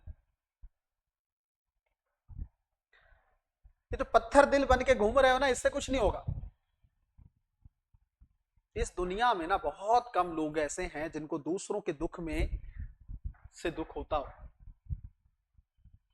लोग पत्थर बन गए हैं, एक्सीडेंट हो जाता है रील निकाल बनाने लगते हैं, कोई मर जाता है तो उसको लेकर मजाक बनाने लगते हैं, कोई रास्ते में गरीब पड़ा है गर्मी में झुलस रहा है, किसी देख के सब निकल रहे हैं पास। इमोशंस जब तक नहीं रहेंगे ना तो नहीं समझ पाओगे। और भारत जिस दिन बदलेगा ना तो वो इमोशनल होके ही बदलेगा, और वही आपको इससे में करना है। कोई टॉपिक आ जाए ना तो उसको इतना इमोशनली अपने आप में सोचना है कि यार मैं क्या लिख सकता हूँ, बाकी से लिखना कैसे वो तो बात अब होगी। आज हमने सिर्फ बेसिक निबंध की चीजों को देखा है, कल की क्लास में हम लोग इसकी प्रक्रिया को देखेंगे। कल की क्लास में कई सारे एग्जांपल्स हम लोग पीवाईक्यू को लेकर डिस्कस करेंगे, है ना, किस तरीके से आप अमूर्त निबंध को लिखेंगे। बहुत सारे एग्जांपल मैं अगली कुछ क्लासेस में आप लोगों के साथ शेयर करने वाला हूं। तो अगर जिन बच्चों को ये क्लास यूट्यूब पे पब्लिक होने वाली है, अगर जिन बच्चों को एसए को लेकर डाउट था, मुझे लगता है इस क्लास से बहुत सारी चीजें क्लियर हो जानी चाहिए, है ना। और अगर नहीं क्लियर हुई है तो फिर डिसीजन आपका है, आप लोग आज शाम तक या कल तक जल्दी से जल्दी अगली क्लास से पहले एसए को ज्वाइन कर सकते हैं। एप्लीकेशन पर ये क्लास अवेलेबल रहेगी और इसका एक्सेस जो है अगले साल तक रहेगा। कितनी भी बार आप एसए की क्लासेस को देख सकते हैं, ठीक है। एक क्लास आप लोग यूट्यूब पे देखो, है ना, या जो बच्चे हैं वो तो खैर देख ही रहे हैं। और अगर आप चाहते हो कि अगली क्लासेस का बेनिफिट आपको मिले तो आप ऑफलाइन और ऑनलाइन दोनों फॉर्म में एसए को ज्वाइन कर सकते हैं। आज के लिए बस इतना ही, अगली कहानी के लिए आपको कल तक का इंतजार करना होगा।